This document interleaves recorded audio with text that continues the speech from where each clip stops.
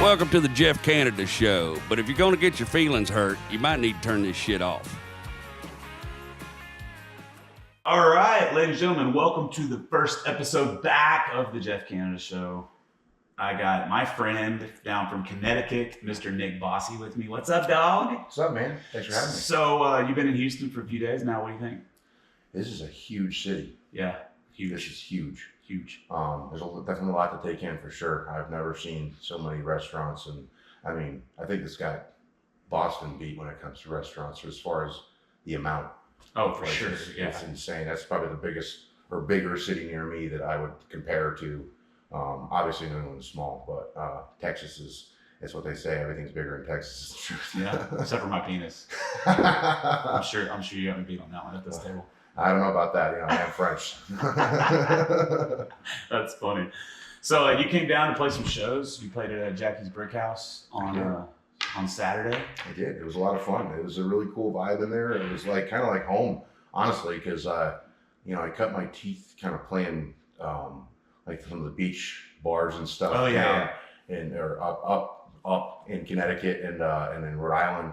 I used to play the Windjammer. I still play it on occasion. So it was kind of like almost a homey feel, with all the beach stuff going on. Obviously, it was right now this time of year is definitely not as active as Jackie's was, and people were definitely not as warm as they are at Jackie's as they would be at home. But it was definitely cool, and everybody had a good attitude. So it was yeah. So that's one of the things I wanted to talk to you about, because I've been down here in Texas my whole life, and I'm assuming you've been up there. Yep. The majority. Is that where you're from? Is that you're born and raised in the same town and all that stuff you're saying? I mean, I'm a little bit between Rhode Island and Connecticut because I'm right on the border anyways, but I spent most of my life in New England County, Connecticut. I did live for a while in Ashway, Rhode Island, but I can throw a rock and hit that from where I live now, basically in Connecticut. So yeah, but pretty much that's where I'm from. Yeah. I know zero about Connecticut. It's a highway between New York and Boston. Okay. That's what Joe Rogan calls it. Gotcha. And honestly, he's not like entirely wrong, but there is a lot of good people up there. And I know that people don't think of country music when they think of Connecticut and Rhode Island, anywhere in New England, honestly. But there's a lot of hardworking, blue collar people that live in rural areas. Like my town, North Stonington, we always joke around. There's more cows than there is people. We have some beautiful views. Great hunting. There's farms. There's forests. There's we don't have any deserts, but we have a lot of country living, and we do pretty much the same thing that people are doing down here. In the rural areas down here, we're doing the same thing, driving side by sides and 4-wheelers. People have horses. There's a lot more horses in Texas, I have noticed, than I see in Connecticut. But we do all the same stuff, and we like to sing about Yeah, I think it's funny that people down here in the South think that they have some kind of monopoly on what it's like to be a redneck or what it's like to be country. I mean, have they ever been to New Hampshire? Because there's a lot of rednecks in New Hampshire. Yeah. And that's, I've spent, New England's so small. I mean, I've spent so much time in Maine and New Hampshire, Massachusetts, a little bit in Vermont, not a ton. I want to do more because it is gorgeous in Vermont. But there's just so much, there is a lot to see. There's, when they talk about the foliage in New England, this time of year, it's breathtaking. Yeah, we don't have that here. It's insanely beautiful, all the different colors. And you'd be driving down some back road, and it's just miles and miles of different colored trees turning. It's cool. People travel from all over just to see that. Yeah, that's awesome. So, I've never seen anything like that before, and personally, anytime I'm traveling, it's usually dead summer or dead winter. So it's either like going to Colorado to hit the mountains, or it's going to Colorado to hit the mountains. whether it's freezing cold or a ball sweaty hot outside.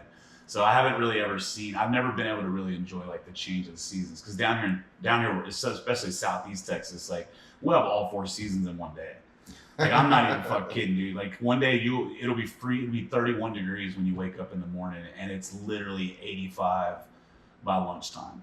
It's insane. And so I noticed that last week, because I did a show in Livonia, just outside of San Antonio, and it was like at night it was like in the low 60s, high 50s, and then during the day it was like 80.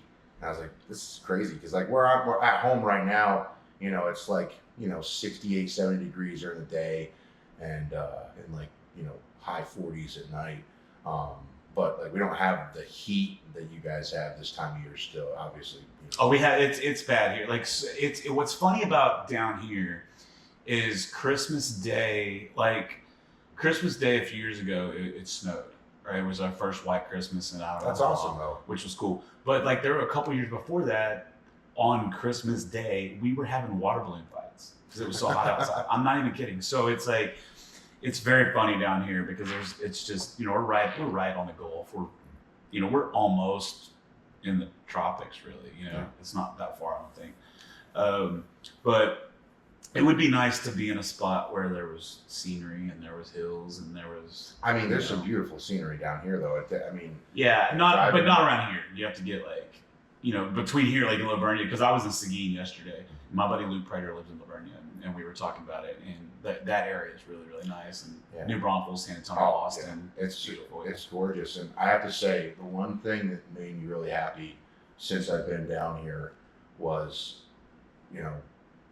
I hadn't done this in forever, but after my shows and whatever was going on when I was still in Lavernia last week, I actually would get done with dinner, whatever we were doing, and then just go sit on the porch and not have my phone out and not have the guitar in my hand or anything. I was just sitting there and I was completely at peace. And I'm just looking out. I think I could see the lights of New Braunfels way out in the distance.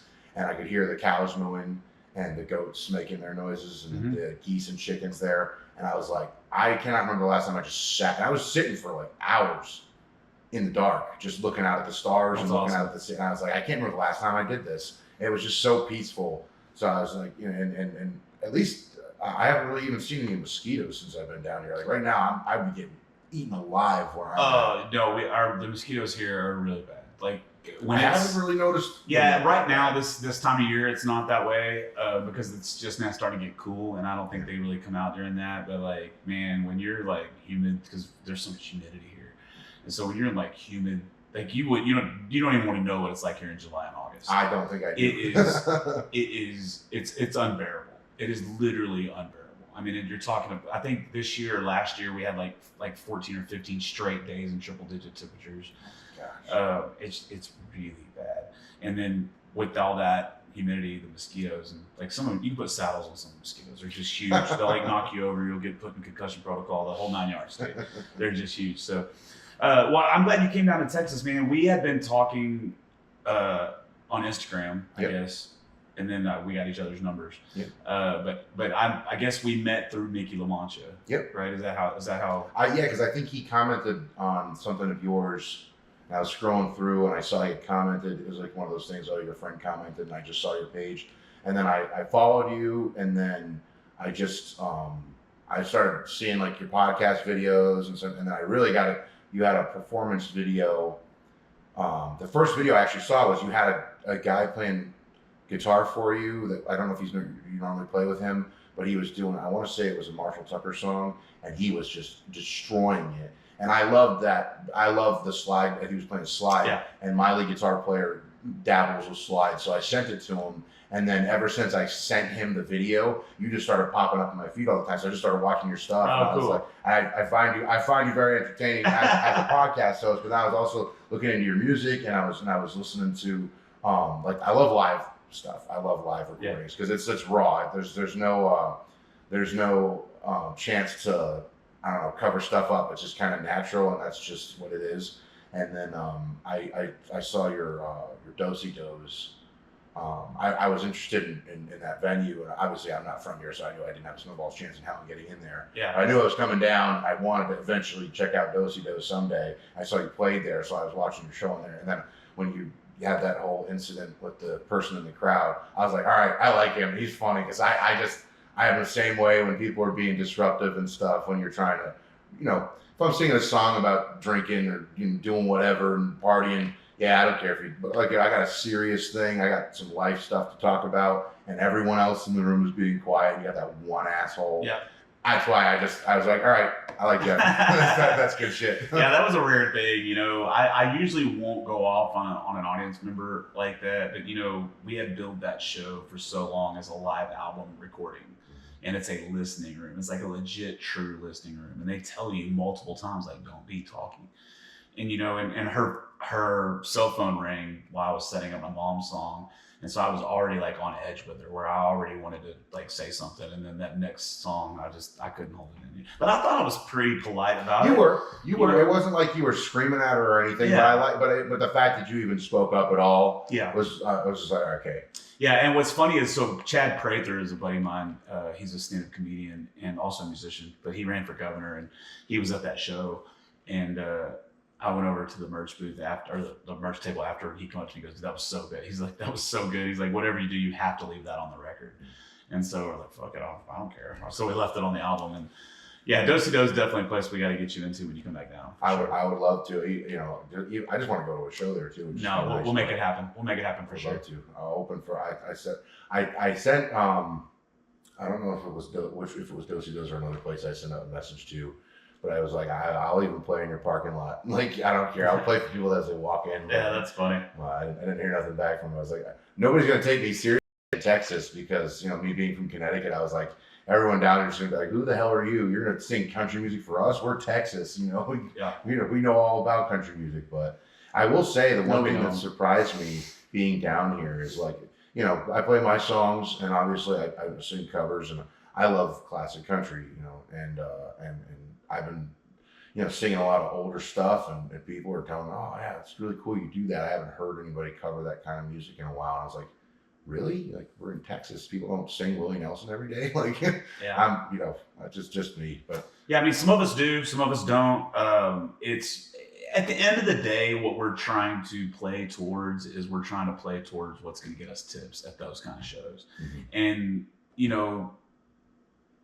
everybody wants to hear the latest. That's what they want to hear. They don't want to hear some B-side cut of a Merle Haggard tune. You know what I mean? I do. I want to hear that shit, but the majority of people don't. And you have to play with the majority and blah blah blah blah blah. But it also depends on where you're at. Houston's one of those cities that doesn't have a very, very good live music scene. You can make a lot of money here playing live music, but there's not like a scene. But if you go to like New Braunfels in that area, you go to places they're going to be playing that stuff for sure, 100%. Yeah. I've also heard that Austin is kind of like you can go and play more singer-songwriter stuff and kind of put out your own, Yeah, I don't know Austin too much anymore. I don't really go. I never fit inside the loop anywhere. Like Austin, Dallas, San Antonio. Anytime I play inside the loop, I don't fit in. And I don't think live music goes well anywhere inside the loop of any places. And Austin's kind of lost its luster over the years from what it used to be. It used to be like one of the best live music towns, in the country. I've heard people refer to it as like the new Nashville. Well, I think New Braunfels is like that now. Really? I think New Braunfels is the new hot spot because anyone who's anyone in Texas country, that's where they live. They all live in New Braunfels. Yeah, Cody Canada, Wade Bowen, Bree Bagwell. You got on the list. They all live in New Braunfels. And it's cool because you're really close to Austin, you're really close to San Antonio, you're not too far from Dallas, not too far from Houston. So it's kind of like a central hub, But it's a cool vibe for sure. Austin's a cool vibe. I just haven't been in so long because it's the thing about Texas that people outside of Texas don't understand is we're not a bunch of just fucking hillbilly cowboys out here riding around horses and like, you know what I mean? That's just not what we are. When you go into the cities, it's just as liberal as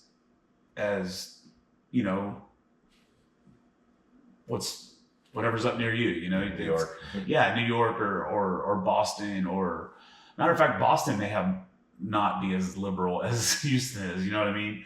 And Austin's like super, super liberal, like very, very, very liberal. I've definitely heard some comments from some of the people in more rural Texas kind of talking a little bit about Austin. They're like, yeah, it's not Texas.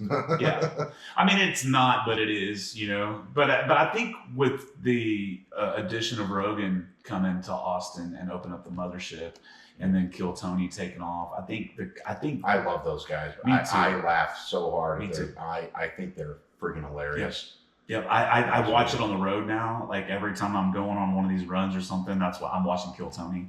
But what's really cool is I think that whole woke culture is done. I think that whole cancel culture, woke culture, because they say they don't say all the words you're not supposed to say on that. Oh, yeah. And nobody's getting canceled.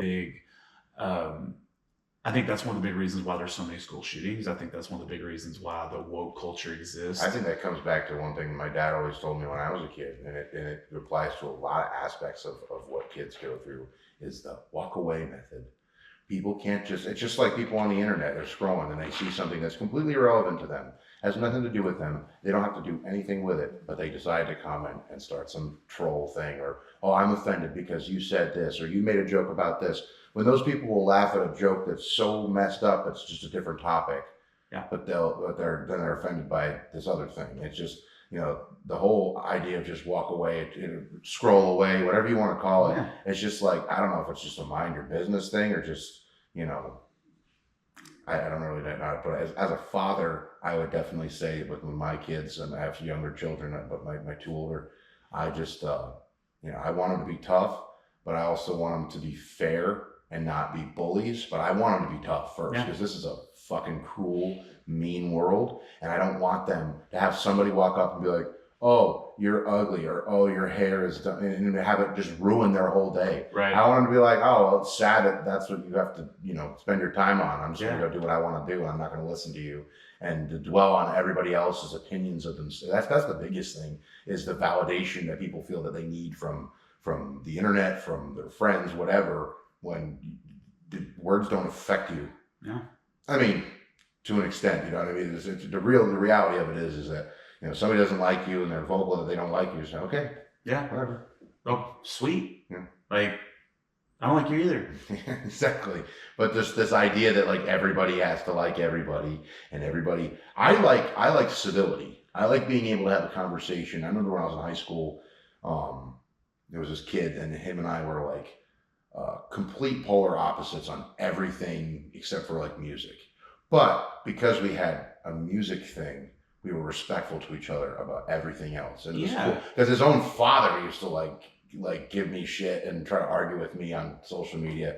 And he'd even be like messaging me, hey man, I'm sorry about my dad and whatever. But it was like, we were so polar opposites about politics, about sports, about anything, but we were still respectful to each other because we had one common thing that we both knew that we were, had in common and everything. And that seems to be lost now. Yep. It's just that like, okay, so you don't align 100% with everything I believe. Fuck you. I don't want to die. And that's crazy. And that's, yeah. Because there's no one on the planet I agree with 100% of the time. Yeah, exactly. No one. Not even, no one. Yeah. And I see friends of mine, really, really good friends that I have mad respect for, put some of the dumbest shit on the internet. I'm not going to allow that to fuck up our friendship. Yep. Because they have some cocky mammy idea. And this is what I always bring it back to. What makes you before you're 25, what makes you you is your upbringing, your parents, your friends, whatever. After you're 25, man, when you're 30, 35, 40, 45, you become your experiences. Mm-hmm. And I just don't understand how we expect every single person to believe the same thing when none of us have the same experience in life. Yeah. You know what I mean? Some people turn away from religion because they had a person that was too, that was religious to them, but treated them like they were shit, or they beat them, or they molested them, or whatever, and then they turn away from religion and then what, you're gonna call them stupid because they don't believe in God? Yep. Like, that's stupid to me. Mm-hmm. You know what I mean? And that's just like, that's obviously an extreme example, but it's everything. But look at anything that's successful nowadays. Like the Astros, for example. I'll bring that up because they're local. 2017, we won the World Series the first time ever. And then that whole cheating scandal happened. Well, dude, it's 2024. We've been to 7 straight ALCSs since then. Been to 4 World Series. We won 2 of them. Yet people still talk. There's only like 2 people on the team that were on the team in 2017, but people still just bitch and moan and complain about cheating. And it's just like, can we not just enjoy good shit anymore? Can something just positive happen and we just enjoy it, or does everybody got to rain on everybody's shit? And have a long-lasting grudge or long-lasting memory of a grudge. Yeah. And not let things go. Yeah, but bring it back to music. Look at the successful music. Like look at Creed, or look at Nickelback, or look at Zach Bryan right now. That guy catches so much shit on the internet, and all he's doing is living his life. Yep, trying to be exactly who he is. Yeah. Now, I don't love all of his music, but I think he's an extremely talented songwriter. Yeah. He's a great singer, and he clearly has a draw that brings in millions of people. But like, it's like he can't even fart without somebody freaking trying to, rain on his parade. Or like, yeah, I mean, we talked about that with you the other day. I mean, so what got me on you? I knew of you before we connected, right? Because I heard the song "Slow It Down." Because I'm a huge like proponent of listening to music I've never heard before. But one of the things that I used to do, and I need to get back to it when I was writing my first record, was every day I would listen to music I've never heard before for an hour. 1 hour every day. I mean, I would dive in, pull up the lyrics, like really dive in. And so I stumbled on a whole bunch of people. And then I started listening to that song "Slow It Down." I had it on some playlists. I'm like, come on, man, this song is so fucking good. But I didn't really know who it was. And then Mickey was doing something with you. I don't know what it was. He had tagged you or something. I was like, oh, dude, I love that dude. And then right after that's when you and I connected. Or I don't know if he said something. Yeah, that was. I want to say that was probably. We did a couple of shows in the beginning. He supported my album release show at Foxwoods Casino. We did a show there, and he did a trio set to open for it. We had a lot of like video coverage of that, and then we did a little country fest thing that I put on with Tamarack Lodge in Voluntown, Connecticut every year. He was a part of. So we did a couple things this year together, which was fun. And he was the reason why I went to Nashville and worked with Bill McDermott as my producer, because that's who he works with. And he had given me a recommendation, and I didn't really know anybody in Nashville. I had only recorded one other time. I worked at Beard Music Group with Dean Miller, Roger Miller's son, and I did 2 singles there, which was great. I loved working with Dean. He was really talented. But I just wanted to, if I was going to go down again, I didn't want to just be like, okay, I tried one person, then I just wanted to stay with them. I wanted to try to work with different people and see what I could get out of it if I was going to go back again. So I went back and I worked with Bill because of Mickey's recommendation. I really hit it off with Bill, and we just kind of, you meet those people where you're like on the same brain, like you almost can, you don't even need to speak. You kind of know what each other's thinking about certain things. It's kind of the effect that I had with him. And then like the people that he's worked with in the past are people that I love. Like he did tons of work with Travis Tritt, and he had done, I think, Waylon's last record with him. And then there was some session players that had played on Mickey's records that I really liked. One being Mike Johnson on pedal steel. He was a legend to work with, and he was just so much fun. I had James Mitchell on lead guitar. I mean, these guys have played for everyone. Like the biggest names, they've done work with them, and just super talented and so humble and kind. I mean, it was just such a good time I had, but I wouldn't have even had that connection if it wasn't for Mickey. So I'm very appreciative that Mickey was open with me, and he's always been like, yeah, take my advice or don't take it. Here's what I think you should do. And he's always like, I made shitloads of mistakes. So if you don't want to make some same mistakes, I'm happy to give you advice. But he's been cool with me, and I really appreciate him hooking me up with Bill, because that was, I think, one of the better things I've done with my original music was working with Bill and getting that record out. And it was like the first time that I had done original, and I haven't put out a ton of stuff. I have 2 EPs and a couple singles. But it was like the first time I felt like somebody, when you write songs and you hear an arrangement in your head, but you maybe don't have the way to express it. It was like he was like the first producer that was like, no, you want it like this, and I was like, yes, just like that, And it was really cool to psych myself out listening to like the mixed but not mastered songs, at least extending them in, and I'm like, yes, This is what I wanted. This is what I envisioned when I wrote this song, and I wanted this part here and that part there. And it was just just a fluid, thing when we were in the studio. Everything was flowing nice, and the song "Demons" on that record originally was only supposed to be just acoustic guitar and pedal steel, and we ended up. I had so much fun recording all the other songs that when we were there, that when we got to that was gonna be the last one we were gonna do. I was like, guys, I'll pay whatever you want. Just stay. I want you all on this one.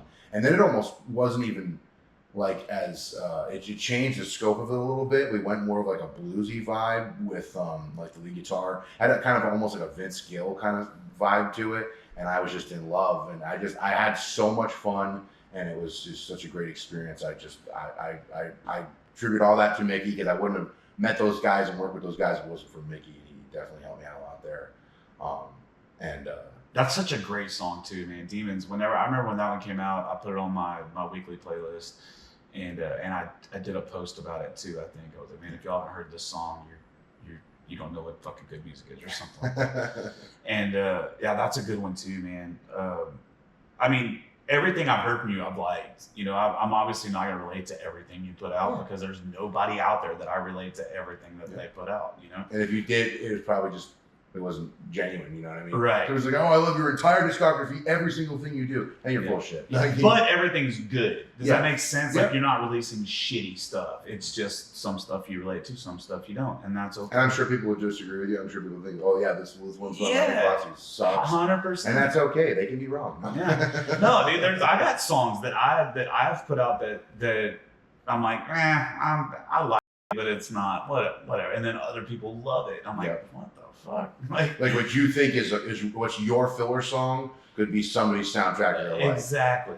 Yeah, and that's the beautiful thing about music, man. And that's why I fucking cannot stand the whole radio thing and the whole Nashville. The cool thing about Nashville is exactly what you said.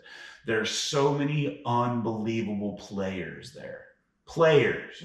Not talking about songwriters, not talking about singers, I'm talking about players. There are so many unbelievable players in one spot. And the cool thing about it is most of them are humble, because they have to fight for every inch they get there. As opposed to like Houston, where the players aren't near. I mean, there are definitely some great players here. Great. But the majority of players here are not near as hungry. They're not, and some of them are cocky as fuck. Like, you got guys here that act like they've been on 10 number one hits. But yet you go to Nashville and you get a guitar player that's been on 10 number one hits. Or 100 number one hits. And they're just like, man. I worked, like I said, the two big names that I worked with for session guys was James Mitchell and Mike Johnson. And they were just so kind. Like, Mike was like, I found out when I was there that the pedal steel player in my band, that was his hero. I didn't even know it. Oh, I didn't even know at first that I was going to have him on my record. I just knew that I wanted the same sound. It was a song of Mickey's, and I was like, I want whoever that pedal steel player was, I want him. And Bill was like, yeah, I'll get him, whatever. And I show up, and it's Mike Johnson. And I knew who he was a little bit, but then like my pedal steel player was like texting me the whole time, and he's like, Who'd you get? I'm like, it's Mike Johnson. And then he just lost his mind. Yeah, he's like, he's my favorite pedal steel player of all time. I've been following him forever. So I like FaceTimed Brian, my pedal steel player, when I was sitting with Mike, and we're like, he's like, hey man, and he's like, oh my God. Like, yeah, that's cool. It was cool. It was, but they were just so kind and humble, and they told me, they're like, and one thing was kind of cool, Bill was like, they complimented you. I was like, oh, sure, you're getting paid. No, he said they liked your stuff. They thought it was fun, and they really enjoyed playing on it. And I was like, wow, that makes. Dude, you're legit, man. Like, that's the thing. There is so much fucking noise being put out, dude. Oh yeah, so much fucking noise, dude. There's so many people that have no desire to do this, to sacrifice what we sacrifice. They're just putting out shit that's just garbage. There's for something to stick. Yeah, dude. There's so many people that have not spent the time behind a microphone or with the guitar or put in the work, that are out putting stuff out because they, it's because it's gotten more important to become famous than it is to put out good art. I agree. And it's more about getting famous about something that'll make you money or make someone money than it is about putting out great art. Where what it used to be about putting out great art, and your audience found you, and then that became a money making thing. As opposed to now, it's like, okay, so this kid goes on a fucking stairwell on TikTok and sings some stupid fucking song, and he sounds really great doing it, and then literally 3 weeks later the dude's on a fucking national tour opening up for whoever in front of 35,000-40,000 people. And then these record companies in Nashville and everybody are amazed that they lose their ass on these artists. Like they haven't done anything. And like you said, the grind, the sacrifices. I've been playing, obviously you've been playing longer than me, but like I 12 years of my life, I have been eating, sleeping, and breathing, playing live music. And I didn't start putting out my own stuff until 2019. But I was 2020, so I'm right there with you. I worked for so long, and it's never been. I mean, I enjoyed it when I first started off. I was just a bar singer, trying to make money and pick up girls, whatever. But when I really started getting into when I just keep breaking out of the bar scene a little bit and doing more like music venues, it became more about for me. It was about the art, and it was about also preserving classic country stuff, because these guys are past. Like Jamie Johnson said it best. He's like, we don't play these guys' songs. They're dead. We don't play their songs and keep it fresh in people's minds. These younger generations are never going to know who, Ernest Tubb was. Yeah. They're not going to know who Merle Haggard was. That's important for us as a society to preserve that art for future generations. So, like last night I'm playing at Jackie's, and, I played, some George Jones, and this lady in the crowd, and she was just like, nobody plays George Jones here. She was just so amped that I played the Grand Tour. And it was just kind of cool for me, because like no one else gave a shit, but she did. She was like, thank you so much. Because like, that was important to her. And for me, it's important to me too. So even if no one else there gave a shit, she did. And that made it worth it to me. And which goes back to kind of like what we were talking about before. I'm only doing what I want to do. And I'm not going to go out there and play you wagon wheel in some bar. I'm not going to go out and play, and as much as they're talented, they sell records, I'm not going to go out and play top 40, pop country radio stuff. And that's just how I've been this whole time. And if that means I don't make it, then I don't make it. I'm content. I owe it to the people that have been buying tickets and buying merch and following me and streaming my stuff to stay true to myself. Because it's not about like being famous. Like, yeah, would it be cool if I could sell more, merch or play bigger venues? I'd love to do that. I want to do that, but I'm not going to compromise what I've been doing and staying true to for so long in order to achieve that. And I think that's the biggest problem for people, because people will have morals, and they'll have, I'm going to stick to this, but then it's like, well, you can't go to that next level if you don't. And that's where they start bending. Well, maybe I could play this song, and maybe I could cover this newer guy, or this and that. And it's like they kind of lose that integrity of what they started out. Well, that's what happened to me. Like, that's what happened to me, is I've kind of always been this over the top, boisterous, say what's on my mind, no, don't really give a fuck what anybody thinks about me kind of guy. I've always, my entire life, I've been that way. This isn't like something I just stumbled on when I was 40. This is the way I've been my entire life. I've always been like a disruptor. I've always been like a, just, and not, I mean, some people think I'm an asshole, but not like on an asshole level, but just on a like, I'm going to call shit out when I see shit. It's just the way I've always been.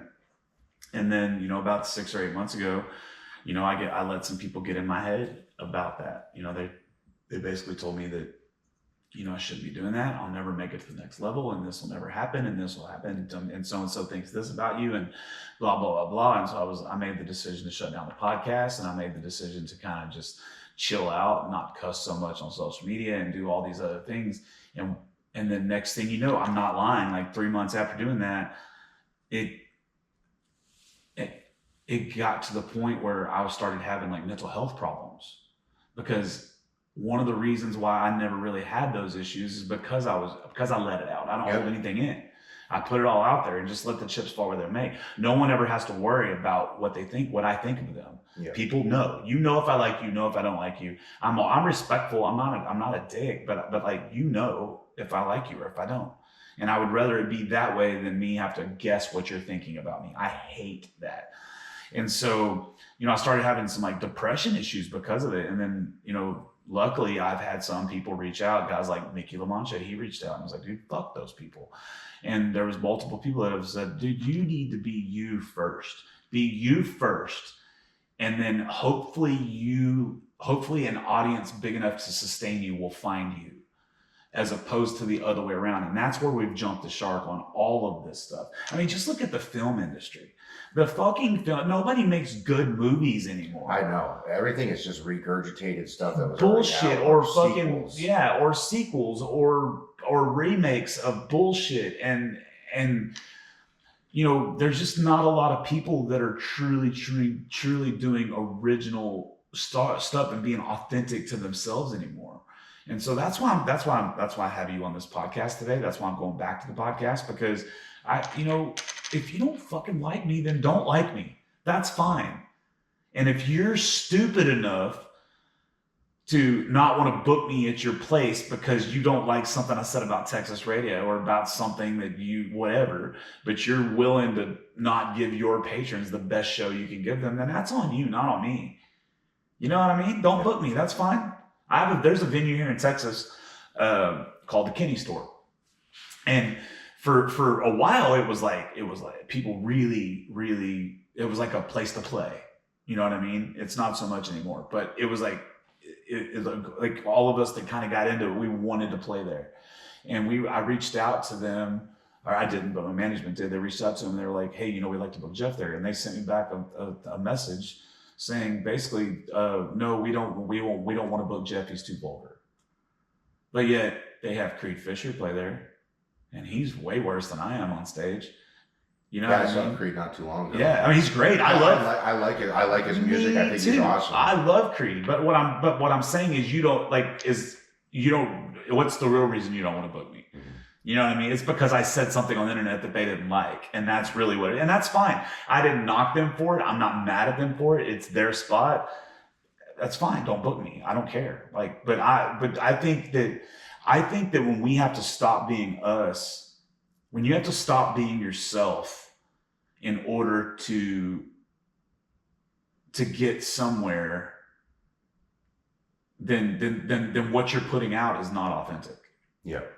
You know what I mean? Well, it's just like when when I first started writing songs, I was writing to see if I could get people to like me and like my stuff, and it was like, so I'll never. Those songs are burned and gone, like physically burned. I burned them because I was like, this is trash.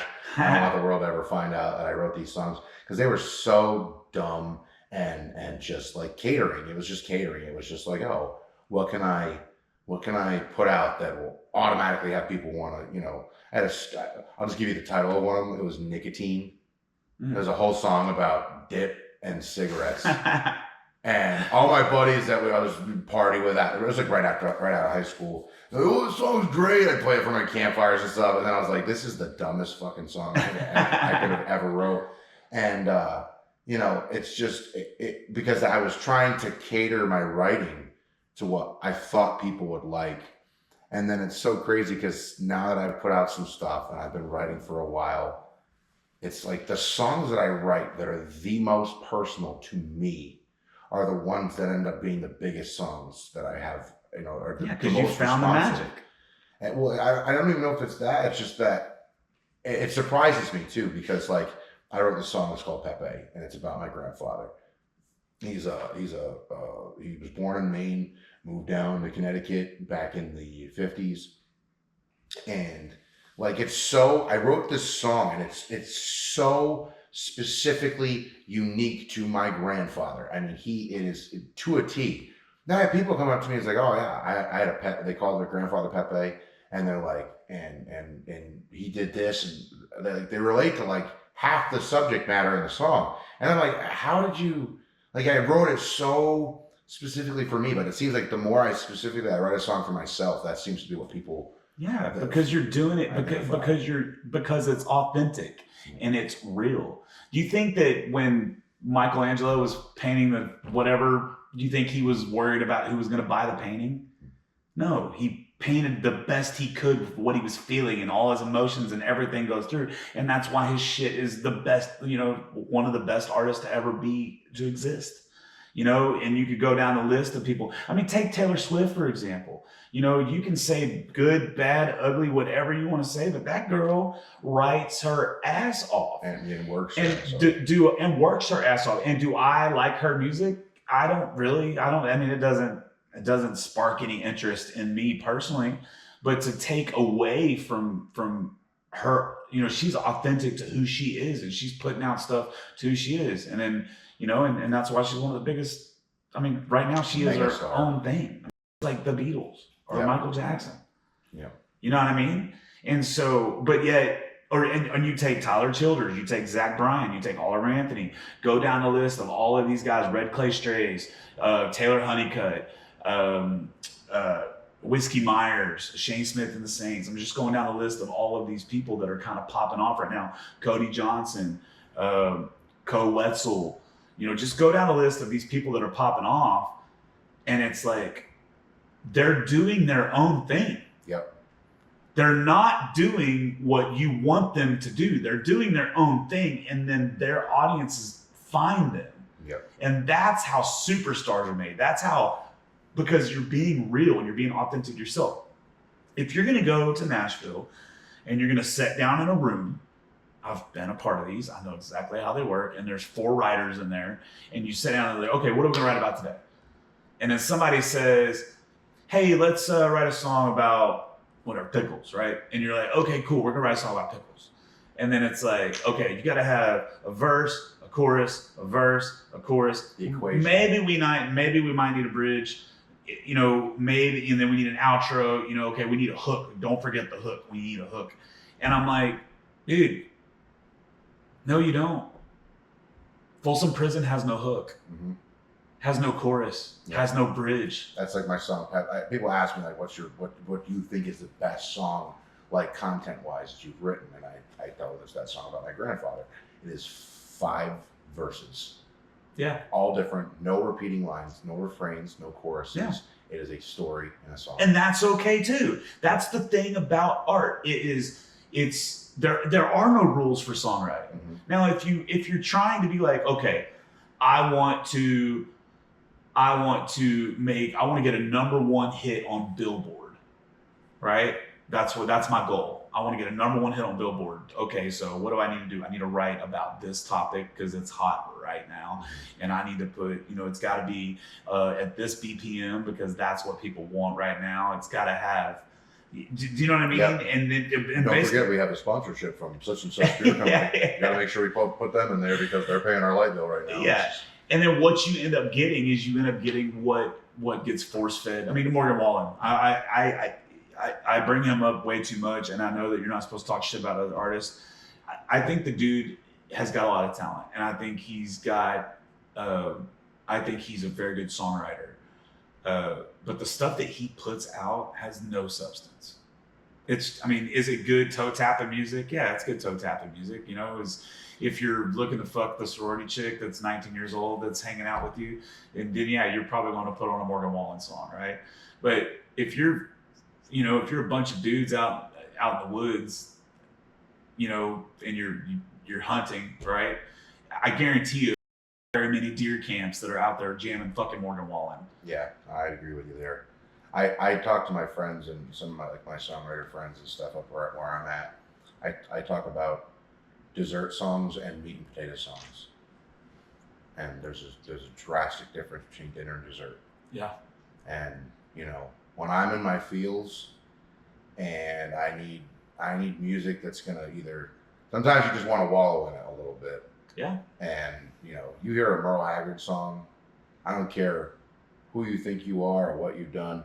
You listen to some of the pain in some of the Merle Haggard songs and some of the beauty in the songwriting when you're in a certain way, depressed or whatever. Yeah. It's like he's singing right to you. And I just feel like so much of that has been lost. I mean, and it's so many different musicians, current and past, that have that ability to really speak to your soul with meat and potatoes lyrics, as opposed to just dessert, tailgates on a Friday night, bikini tops, and Budweiser labels out, and all that stuff. It's the substance. It's like, I'm such a huge lyrics guy. Me too. And I really get into, like, I don't know if you've ever heard of Benjamin Todd. Mm-hmm. I love the dark shit, man. It was funny, last night at Jackie's, somebody was like, play like your favorite cover, and I was like, you don't want me to do that. And she's like, why? And I was like, because I like sad and lonesome. She's like, why? I said, because there's too much happy bullshit out there that when I am by myself sometimes, I want to sit in that for a minute. Yeah. And it helps me appreciate when it's happier times and music. But sometimes I just got to feel that ache for a minute just to remind myself I'm still a human being. And she's like, play it anyways. So I played, I sang Using Again by Benjamin Todd, which is just a dark song. And it's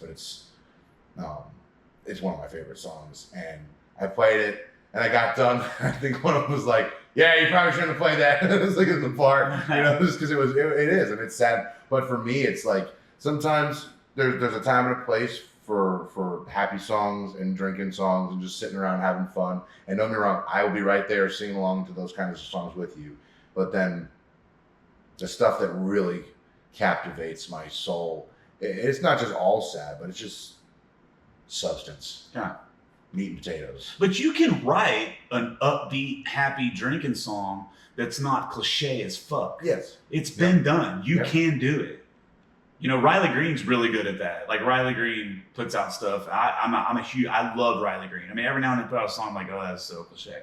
But for the most part, he puts out stuff that's very well written. There's substance behind it, even though it's about partying or drinking or whatever. You can, I just think it's just too much. Just like forcing the issue, like, okay, I'm a record company and I need to do this for my stockholders, and we need to release a song that's going to be about this. So we're going to get Morgan Wallen, or we're going to get so-and-so artist to record this song because this and this and that. And they put it out, and it's a fucking, like, I don't knock things like Shabuzi. I don't knock it. If that's your thing, then go do it. Cool. I don't know anything about the guy. I don't think I've ever heard the song. I just know they talk about him a lot. But man, like, to not give an avenue to the masses of folks like Jamie Johnson, or folks like, who am I trying to think of? I say my favorite fucking songwriter. What's going on in my brain right now? It doesn't matter. Anyway, or Sean McConnell, or Benjamin Todd, like you said. There's just so many, or like the Civil Wars. There's so many, like, really, really good artists out there that are writing real heartfelt shit that the general public would love if some way you could get it out to them in the masses. Yeah, but they also don't have the backing that the big time labels do as far as their pull. You know what I mean? Yeah. Oh, for sure. These guys, when they're these big labels put out something, or these, they have an immediate flood of the market.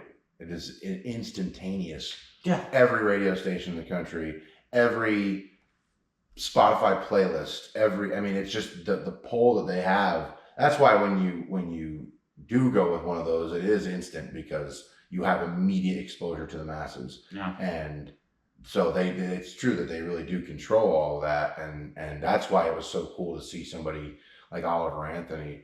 It's just a giant fuck you to all of that, because he just puts out a song and just goes beyond fucking viral. I mean, he went beyond viral. Yeah, that's the most craziest thing that was the ever biggest blow up I've ever seen. Yeah, ever in the history of ever. It blew my mind. And of course, there's people talking like, oh, well, he's a one-hit wonder, and maybe he is, but and I love his attitude about it. He's like, yeah, I'm going to keep playing music. He goes, and I think on one thing he did say, he's like, there's people talking about how, oh yeah, I did one song, and then the record that he did after that didn't do as well, but like, he doesn't have to.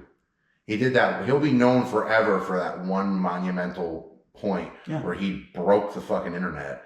And then he was smart about it. He's like, I made so much fucking money. I invested, I saved, and now my children, his fucking great grandchildren will never have to. Oh yeah. He's bought up so much land up there. Oh yeah, and you know what he's doing? The same fucking thing he was doing beforehand. Yeah. Riding side by sides, yeah. freaking going fishing, sitting with his dogs in the woods. He's doing the same. Still got that same pair of boots. That's one thing I have to say I love. That same shitty pair of fucking busted up work boots. He still wears them on the stages and stuff. I'm like, I fucking love that about him. He's the same guy. He doesn't. I mean, he went like superstardom level fame overnight, and I think a lot of people don't have the mental fortitude to. Most people don't. I mean, just look at all these dipshits that are out there. I mean, look at Morgan Wallen.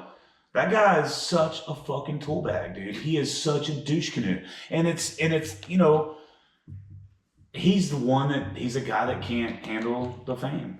Clearly, because he goes out and... What was the most recent thing, throwing the chairs off? Yeah, just shit like that, you know, and... Well, the one thing I will say to that, though, is, you know, and I'm not defending him because I don't really like his music. I think he is talented, like you said. I agree, he is talented. But, you know, people seem to forget, like, my heroes, you know, Willie, Waylon, all those guys did 10 times worse shit. Yeah, but they earned it. They earned their right. That they did that. That's who they were. Mm-hmm. But they also weren't gonna fucking put out a goddamn song called "Whiskey Glasses" or "Last Night I Left a Liquor Dog." You know, you weren't like that's who they really were. Mm-hmm. They were those people. Yeah. You know what I mean? Like it didn't come to any surprise that you know, I can't think of anybody's name right now. Just stomping the lights out and all that shit. You know, if you look at any of those guys, man, they were just wild folks. Yeah, it's like what's his Gavin Adcock, I think his name is. I've seen his stuff. He's like, I don't know if he's trying to do that stuff because he's trying to be like those guys. But I've been seeing some stuff about him, like, you know, tearing up places, and he broke all those tables at what is it, Billy Bob's? Yeah, I mean, it's cool if that's what you want to do, but you should also put out good. You should earn it, and that guy's terrible. I can honestly say I haven't really listened. I listened to his new record. I think that's who it was, and I was like, nothing's in key. It's so bad, and I'm just like, holy shit. Like, but again, I'm not complaining about it because that's not my avenue. I'm not trying. You know what I mean? This isn't a zero-sum game. You know, we talked about that the other night. There's plenty of fans for everybody. No one's just a fan of one artist. Yeah. You know, if somebody's a fan of butthole pop country, then they're going to be a fan of no matter who that is. They're going to like them. You know, if someone's a fan of, you know, folk music or bluegrass music, they don't just like one bluegrass band. They like all the bluegrass. You know what I mean? Yeah. So I don't know. That it just annoys me. But on the flip side, I try not to compare myself to any of those big guys because I'm not doing what they're doing.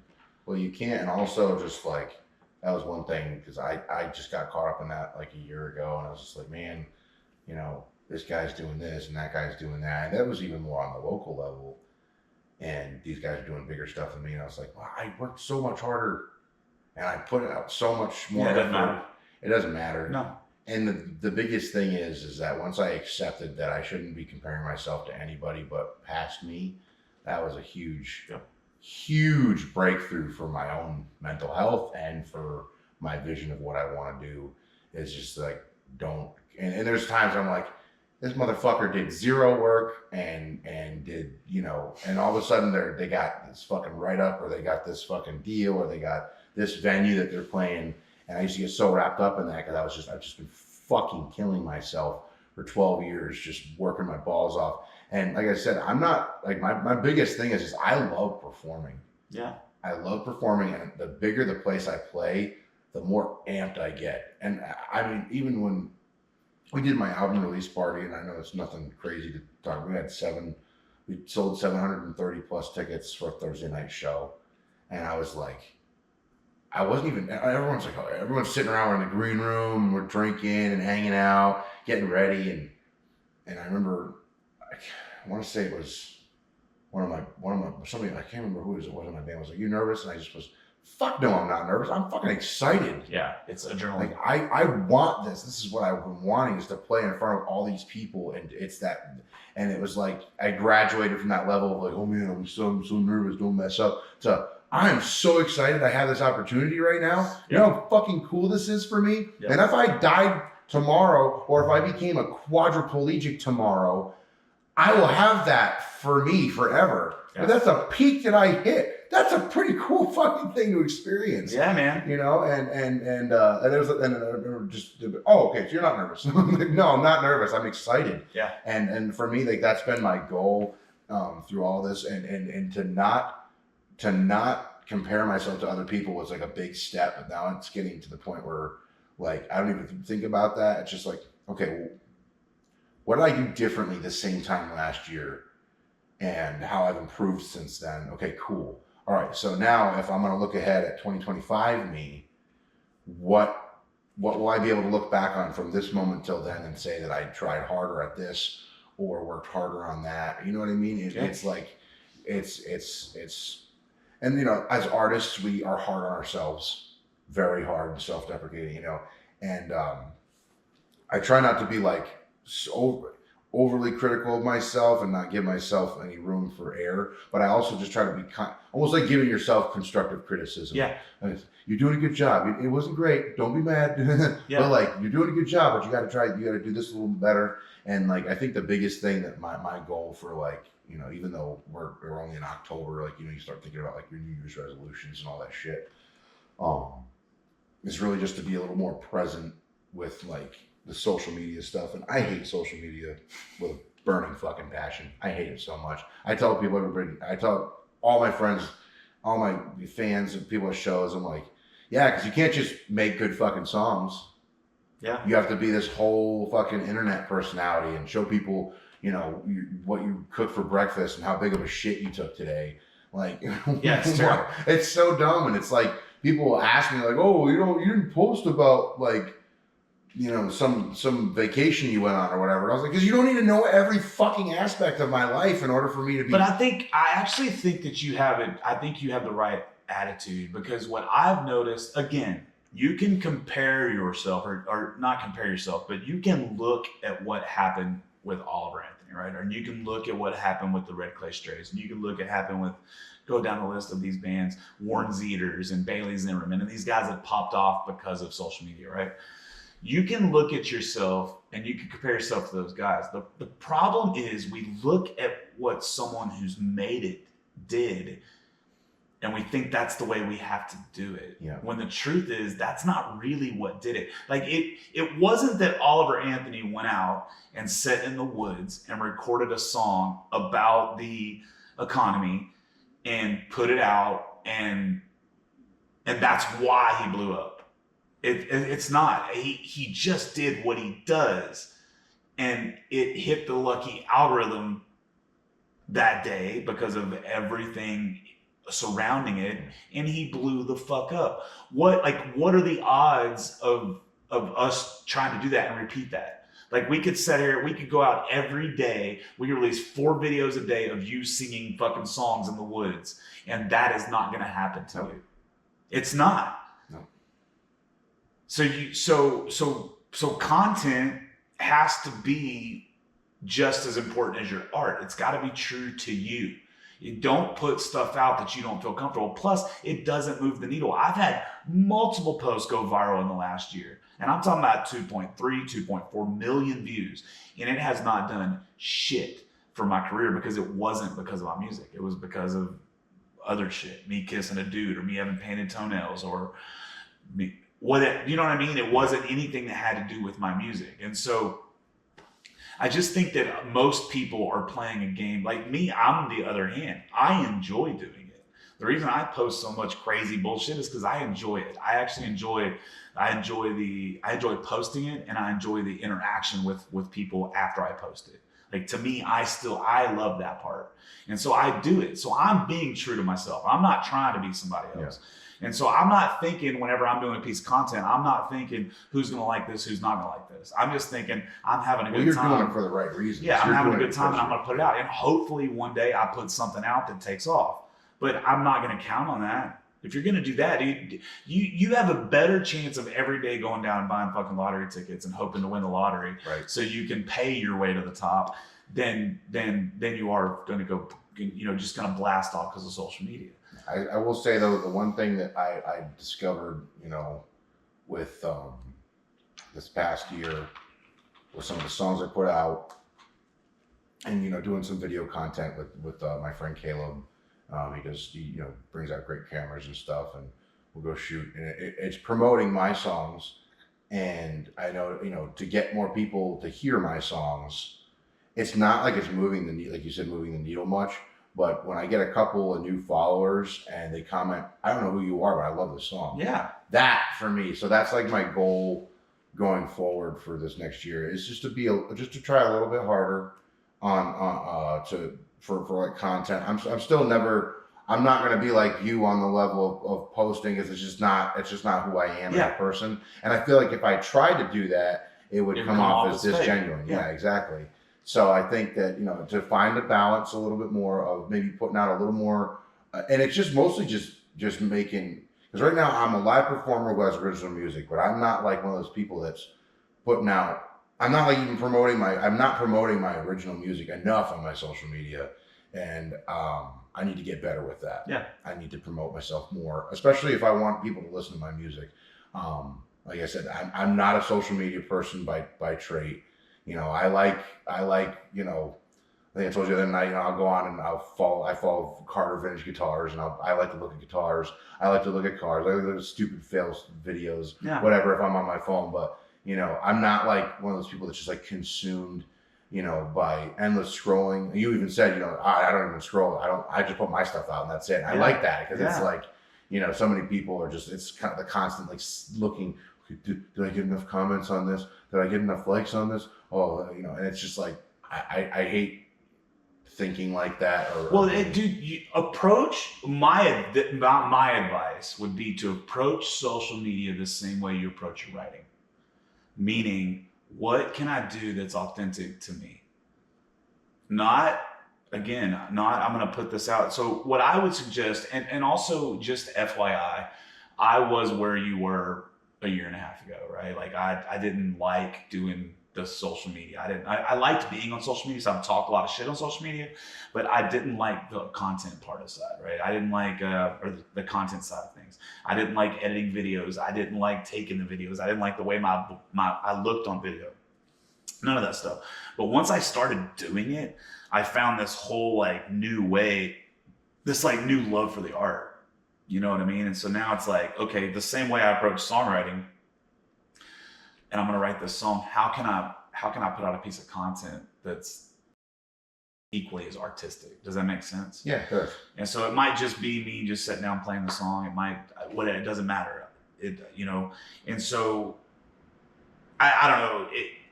Don't post just to post. Do what makes you happy. And what'll happen is you'll find the community that needs to find you. I mean, I did one video recently, and it was funny because we were in the back of my trailer. We were on a run of shows up in Maine, and we had gotten to this campground, and we decided to hijack some golf carts and like drive around the campground, like playing, acoustically, for the campers, to try to tell, if they hadn't heard that we were going to be playing on their stage that night, just to kind of let them know what they could expect. And we had somebody go, like 2 different cameras go Facebook Live while we were there. And it was just so much fun making that content and driving around, and like kids were following us on their bikes and, cheering. Right. And we were playing and just belting out our stuff. We get back to the stage area where our trailer was, and it was like light raining.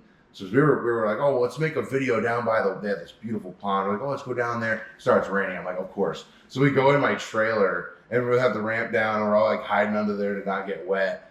And we made some videos, and I got, I put them out, and that was like a great response on the videos. And it was because it was so like, it was just just us in a regular old enclosed trailer, hiding under the rain. We're all like not even in our stage clothes yet. We got just shorts and sneakers and Crocs and flip flops. Yeah. And but we're belting out our song But y'all were having fun. Oh, it was so much fun. You could tell on all of our faces that we were just amped and we were just enjoying it. Yeah. And then so many people were like, "Man, that looks like you guys are having a blast in that little trailer right there." And it was true. Hell yeah. And it was like the most genuine kind of. It wasn't staged. All we did was we had a cell phone resting on a Dodge Ram bumper pointing at the inside of the trailer. Yeah. And that's all it was for production. We didn't have cameras and lights, and it was just that. It was just a plain old cell phone video. No mics, no nothing. And it was just so much fucking fun. I even look back at I go back every couple of days and like rewatch it just as I see all of us were like smiling and enjoying ourselves. There was no substances, alcohol, nothing was involved. We had just got there and we had just gotten the stage loaded in and everything. And we're like, we were there like 4 hours early.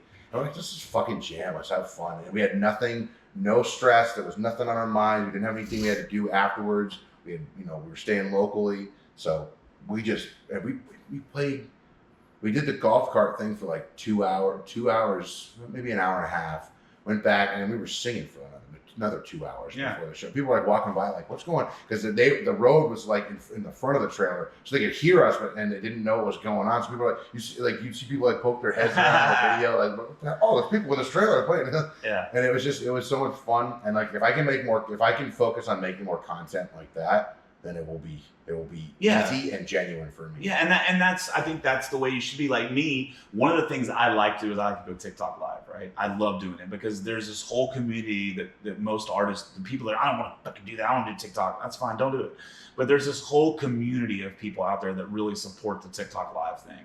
So it's just like playing a show at a bar. You'll actually start to see regular people come into your lives. They'll start to interact with you. They start to share you. They like you. They send you gifts, all kinds of stuff.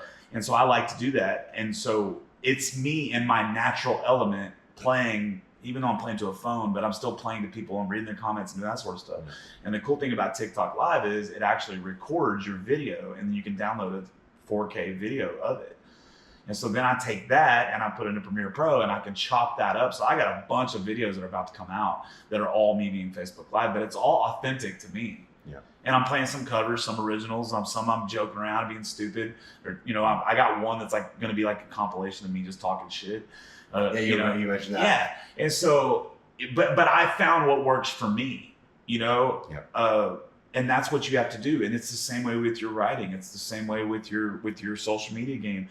It's the same way with everything. You have to find out what works for you and do it every day and do it intentional. You'll get better at it. You'll get better at it just like I know that you're a better vocalist now than what you were 10 years ago. You're a better guitar player than what you were 10 years ago. If you actually start sitting down and actually not writing scripts and all that shit, but if you're like saying, okay, 5 days a week, I'm going to create some sort of a piece of content and I'm going to post it or once a day, right? But really, like, I'm going to take Monday and I'm going to make sure that I get 5 good, solid pieces of content, whatever that looks like. The first time you do it, it's going to be okay, and you'll be like, well, I don't want to do that again, or I do want to do this again, right? And then the next week you do it, it gets a little easier. Next week you do it, it gets a little easier. And the next thing you know, dude, it becomes, it's second nature. And it's just like anything else you do in life. The first time you cast the line at a fish, most times when you go for a fishing, the first time you break them in. But after that, you don't catch shit because you don't really know what you're doing. But the more you do it, the better you get at it. And it's the same way with creating social media. It's the same way with recording. It's the same way with playing guitar. It's the same way with life. Everything you do, you should be picking up some sort of a lesson from it. And so, but I also understand where people are like, fuck social media. I don't want to do it at all. About once every 3 months, I'm like, fuck this shit. I'm out of here. This is stupid. But usually it's not because of the work or the content. It's usually because those social media platforms do something stupid to piss me off. Yeah. But, they do that a lot. Yeah. I would say for a guy like you have such a good voice, right? You have such a very unique, distinct voice. And you love to play those classic country covers, right? So what I would do if I were you, this is just me, I would actually do I would sit down on a Monday and I would record 3 or 4 videos of you playing some of your favorite classic country songs. Not so much your stuff, but classic country songs. And then once a day, post those videos. And then once you start doing that for a few weeks, then sprinkle in one of your own, and then go down the route. Because what you'll find is, especially on TikTok, is you'll find the community will start to fucking come in and support you. It's really cool. It's, I actually said the other day, I think in the next 10 years, I think live music and playing in front of live crowds is going to be completely obsolete. I think we're all going to be doing like something on social media. That's where our shows are going to be. And I hope you're wrong. Me too, bro. I hope, and I say that with respect. I hope you're wrong, because for me, there's nothing more. That's why it was so hard for me during COVID. I was depressed. Yeah, I was so depressed, and I know there was millions that were, obviously, but it was for me because like all my friends were doing like the live things, and I had like the shittiest upload speed for Wi-Fi at my house. So every time I tried to do it, it was like grainy and shit. Yeah. And it was just so bad, and I was getting so fucking frustrated because then I would do it at my friend's house that had good Wi-Fi, and I'd get like 2 people watching, or it'd be like there'd be a bunch of people watching but nobody's saying anything, and I was just I missed that human connection so. And that's what much. Is cool about TikTok. Again, I'm not trying to say it's replacing what, like you know me, I mean the stage is my happy place. But what I'm saying is let's go say I play Joe Blow Sports Bar, right? And I play there every Thursday. That's just what I do. Well, what's going to happen is you're going to start getting regulars that come in there every Thursday to see you play, right? Mm-hmm. But the majority of the bar can give a shit less if you're there or not, right? That's just the way it works. Well, it's the same way on social media. It's the same way on TikTok. You'll get to the point where you'll start to have these 15, 20, 25, 30 people that tune into your shit when you go on. And they're like, but they also consume all your other shit too. You'll play one of your songs on one of your lives, and they all go listen to it on Spotify or Apple Music or wherever they have it. And so I'm not saying it's the same, but that's at least what I'm telling myself in my brain to tell myself it's worth it, is that I am starting to get some of these fans that are repeat fans on social media. Not Facebook. Facebook's stupid. It doesn't work. It's retarded. But definitely TikTok is TikTok lives, or I think TikTok lives are where it's at for us more than actually posting on TikTok. If that makes sense. I've never done a TikTok live before, so I just started. I mean, I've done multiple, but I just started like really, really getting into it. And it's gotten to the point now where a lot of the podcasts and stuff, they're doing it live on TikTok. And because, now you can host parties and bring in multiple people, and you can, you could actually, if you like talking to people and you like doing these things, you could actually start you one once a week where you get on and you bring on another musician and you talk to them, and y'all just cut it up for a bit, play some songs. And then people will tune in and they'll start watching that. And I promise you're going to start having like it's really cool. It's really, really, really cool. And I hate to say that because I don't think anything about social media is social or cool, but that part of it is very cool. I think it's a watch party kind of thing. Yeah. It's pretty cool. And it's usually later at night, which is also even better, because a lot of times, like what I'll do is I'll get home from a gig and I'll go live at like 1:00 in the morning. And next thing you know, there's 300 or 400 people watching me play on live. And then a lot of people stay up late. Yeah. Yeah, no, I think that's... And they're all over the world. You don't ever know. Now, will that equal ticket sales? Probably not. But what's cool about it is, you make a little extra scratch on there. People send you gifts and you make some little coin. But who knows what'll happen?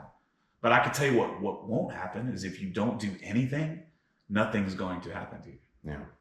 And that's really at the end of the day what it's all about. It's not so much trying to follow someone else's footsteps so you can be as famous as they are. It's just about doing things, do something. Because if you do nothing, nothing's going to happen. Yeah. And I honestly, my, the song that I have that got the most, streams, whatever, was because of TikTok. Yeah, we talked about that. I put a video out and I went to sleep at night. Had like 100 views. I want to say, next morning I woke up and it was like 17,000. And then like by lunchtime it was like 20,000. And then it got up to like 50,000 by the next morning or that night or something like that. And it was like, and my friends were like, oh, it's so cool. You got all these people watching this video, that's not even that much. but my Spotify numbers just jumped. Exactly. And that was so cool for me. Yeah. Just to all of a sudden have all these people looking it up and downloading it. And of course, then the algorithm kicked in and I got put on all these playlists. And, you know, I'm on Spotify. It's like maybe less than 100,000 until I hit 2 million streams on that song. And, you know, it's been my biggest one. Nothing I've put out yet has even come close to that. But because of that, I'm staying in the algorithms to some extent. So it's like, yeah, I guess it does work, you know, to right. Well, stuff and that's my point. You know, every single person that I know that are around that 2 million mark, like you, my buddy Mason Merrick just hit like 2.5 on one of his songs. Of the independent people, again, I'm not talking about the people that have labels behind them and have all that money. I'm talking about of the independent artists, the ones that they have no idea what they did to make it happen. They have no idea. I mean, they know that they did a video or they know they did some piece of content, but they can't recreate it because they don't know what the fuck they did. And I tried to recreate it back when it happened with some of my other stuff. Yeah. And I got some views on it that were not bad. Like I got, you know, a couple, you know, I did a cover of Sunday Morning Coming Down and I got like 17,000 views on that one. There was a couple other, but it just started just like dwindling. And it was just like the last thing I put out, it was less than 3,000 views on TikTok. So I kind of just got bored with TikTok and I just kind of stopped. I mean, I still once in a great while have been putting stuff on there, but yeah, I would suggest that I think that you need to post at least 5 times a week. So, but it doesn't have to be like, you don't have to overthink it. Don't overthink it. Just be like, hey, I'm gonna do a real quick video of me playing a song and I'm just gonna throw it on there. And you don't have to do the whole song. You can do a verse and chorus. You can do a chorus and verse. Well, that's what I was doing, like I said, during COVID, and that's when when What Happened to Country video went crazy. Is that like Joe Diffie died, and I did like a video where it was like a freaking 15-second clip of me singing John Deere Green, and then, you know, Third Rock from the Sun, and then it was like a compilation video of me doing like little pieces and snippets, which I found that to be really easy. Yeah. But then I was almost like, I felt like I was cheating because I was only doing a little piece of the song. It's not cheating. I know it's not, but just that's my own crazy, stupid head. I get it. You know, we're artists, you know, and we don't want to shit on other people's art. And so we want people to respect our art. So we try to respect other people's art and blah, blah, blah, blah, blah, blah. But at the end of the day, those people aren't paying your fucking bills. So you're not cheating. True. You know, you can learn a verse and a chorus and I mean, look at The Voice. They don't do the whole song. They do a snippet of the song of 60 seconds or 90 seconds of the song, maybe 2 minutes of a song. So no way, dude. Do it. Like, just do you. Be you. That's the thing. That's my biggest message to everybody I talk to is just fucking be you. You know who you are. Trust me, I've been talking to you for the last 3 days extensively. You know who you are as a person. You know who you are as a dad. You know who you are as an artist. You know who you are as a person. So it's like, okay, how do I share who I am as a person with the world? And you don't have to get to it's, you know, if you want to just stick to your art, then just stick to your art. Sometimes I wish I would do that. Sometimes I would just wish I would just post nothing but videos of me singing songs and not do all this other crazy shit.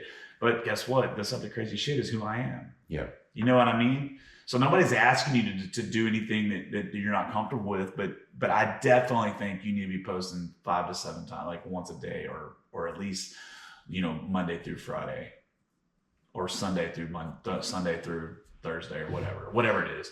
I would definitely recommend doing that because you just said it. You did it one time, it popped off. You almost had 2 million streams. Now imagine if you would have continued doing that.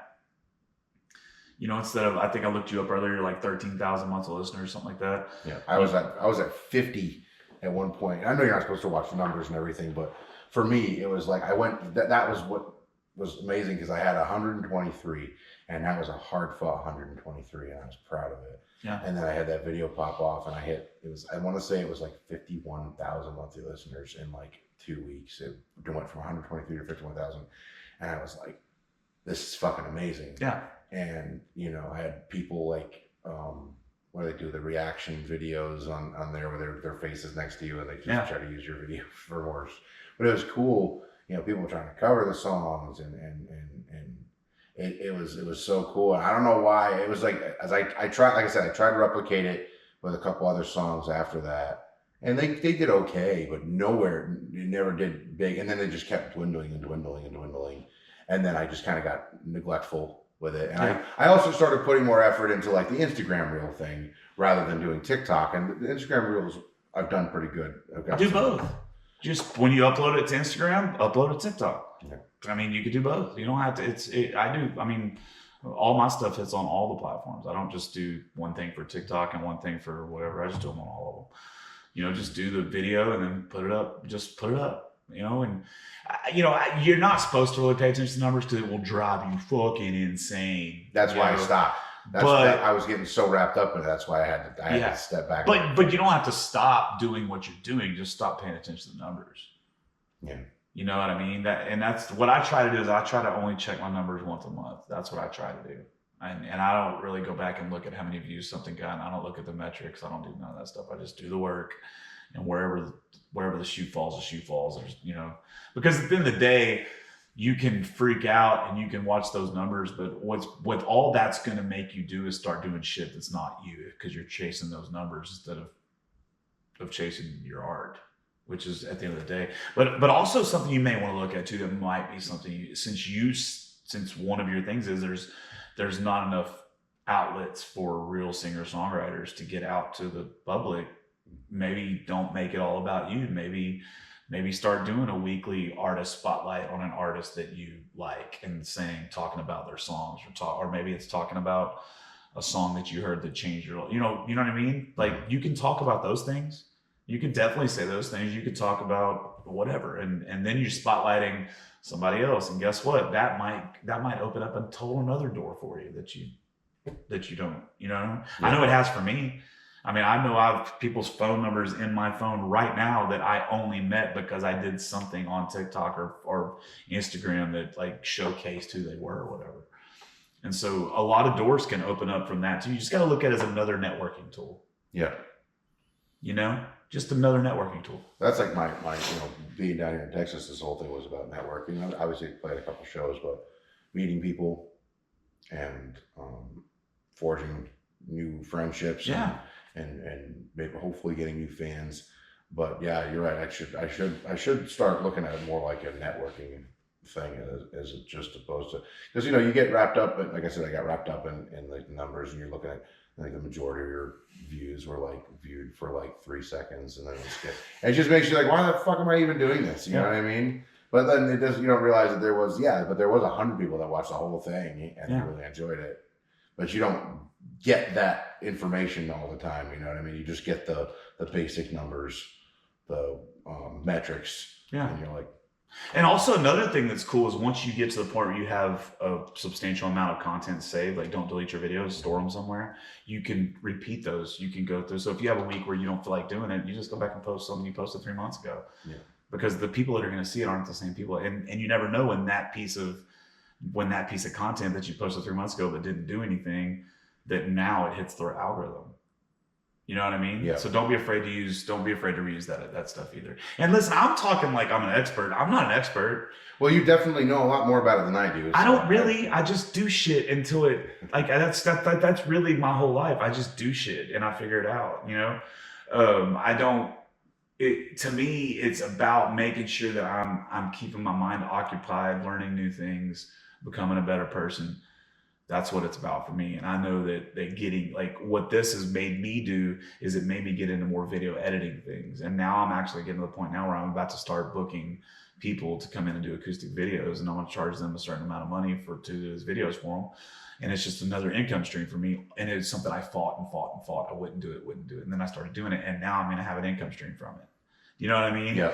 And so it's like, you just got to look at the silver lining and find the positive things about it instead of focusing on the negative things. And trust me, when you look at the numbers, it's only negative shit's going to hit you, dude. You'll know if that's why I stopped doing it too. Because it was like, if I'm not even on it, then I'm not going to be dwelling on the numbers. I'm going to let it go. But you'll also know if something pops off. I mean, when that thing popped off for you and it's like 50,000, you're getting notifications like this and you can't keep up with it. Yeah, you couldn't. So, I was trying to like say thank you to every single person that commented, and it got to the point where I couldn't, and I was like, oh man, that's what happened to me. Yeah. And so just do the work and don't worry about it too much. I just wouldn't put too much focus on trying to do something that's magical. Just be you. You know, you're gonna get a bunch of content from this. I'll put a Dropbox folder together and send it to you. And you could do whatever you want to do with it. If you find some cool stuff you want to use in it, use Appreciate it. that. Yeah. And that's what it's about, right? That's what all this is about, is just trying to shed light on cool artists. That's what I'm in it for, you know? And because guess what? The more light you shed on other artists, the more it reflects on you. Yeah. And then next thing you know, you're opening up for these people that are all because of fucking TikTok. Yeah. Or Instagram, as opposed to people that won't do it. And then what?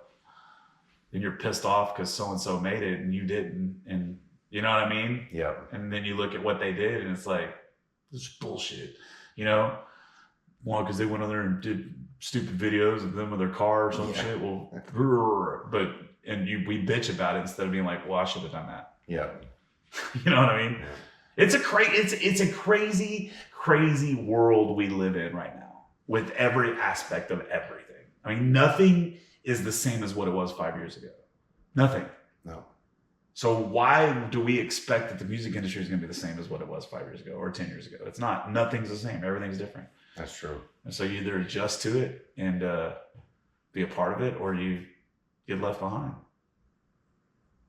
Yeah. I definitely, you know, I'm not like, oh, get left behind, but you know, I also, you know, it would be nice to get, you know, to start getting some more streams, and then, you know, when I release new music, to get it to the larger audience. Yeah. And it's not even because it's like money or like I said, I'm not in this for fame. I don't give a fuck about being famous. I think it's so dumb that people base their entire personalities around just begging to be famous. And it's like, I don't really want to be like famous. Because, you know, people be up in your shit. You know what I mean? Yeah. I almost would rather I just want to make art. I want to make music, and I love performing in front of crowds. I love it. Whether it's, you know, even last night, like when I went into it, I was like, oh man, this is kind of, they have that little box that's smaller than this table that you have to sit on and everything. I was like, you know, it is what it is. But like, I had fun. I had so much, like they had to remind me to take a break because I was just kind of just doing my thing. Yeah. And I started out, nobody was really paying attention. I'm like, great, I'm gonna play all sorts of weird shit. I don't care. I'm just gonna.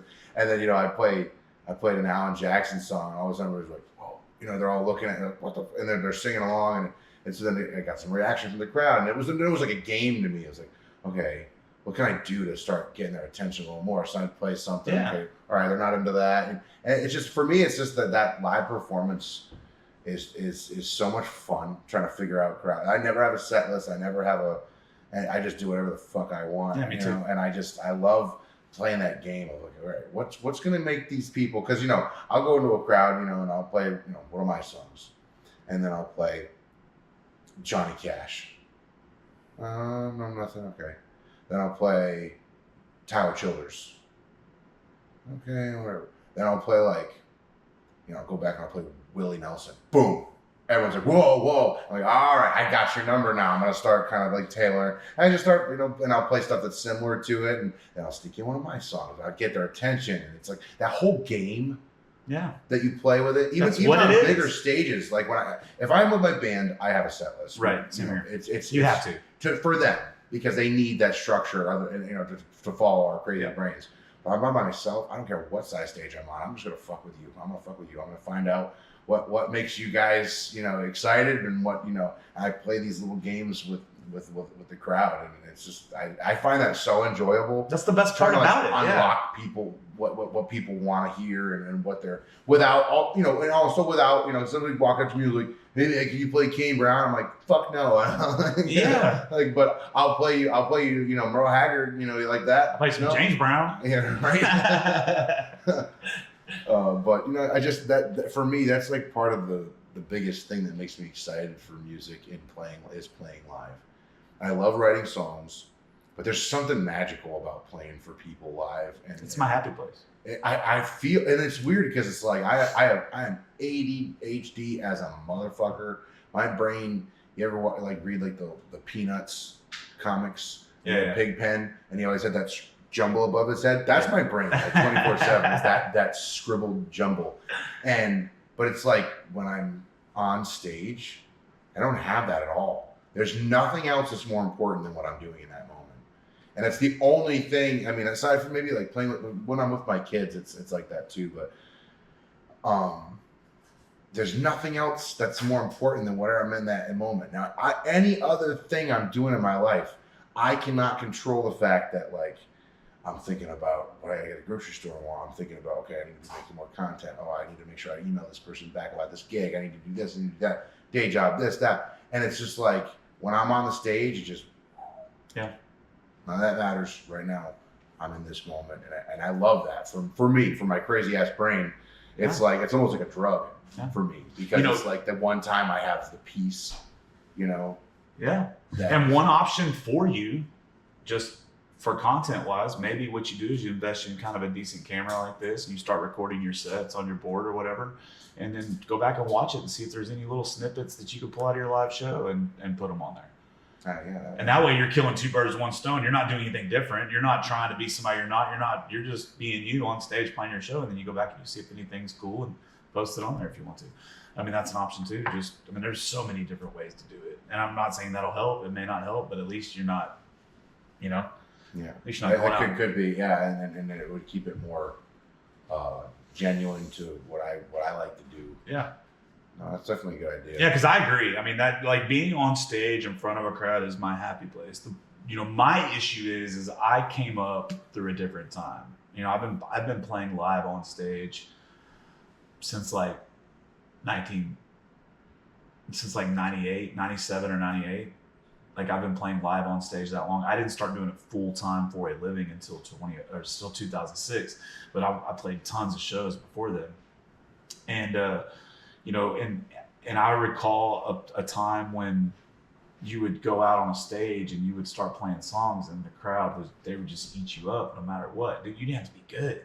Like people just wanted live music and they would dance and they would sing along and they would, and then I just saw over the years of people's care of that and thinking it's special just dwindle and dwindle and dwindle and dwindle. And now it's to the point where, unless you're playing a venue that's a ticketed room that people are going there specifically to see either you or the closer or whatever, or maybe, you know what I mean? Yeah. You're going there specifically to see what's going on.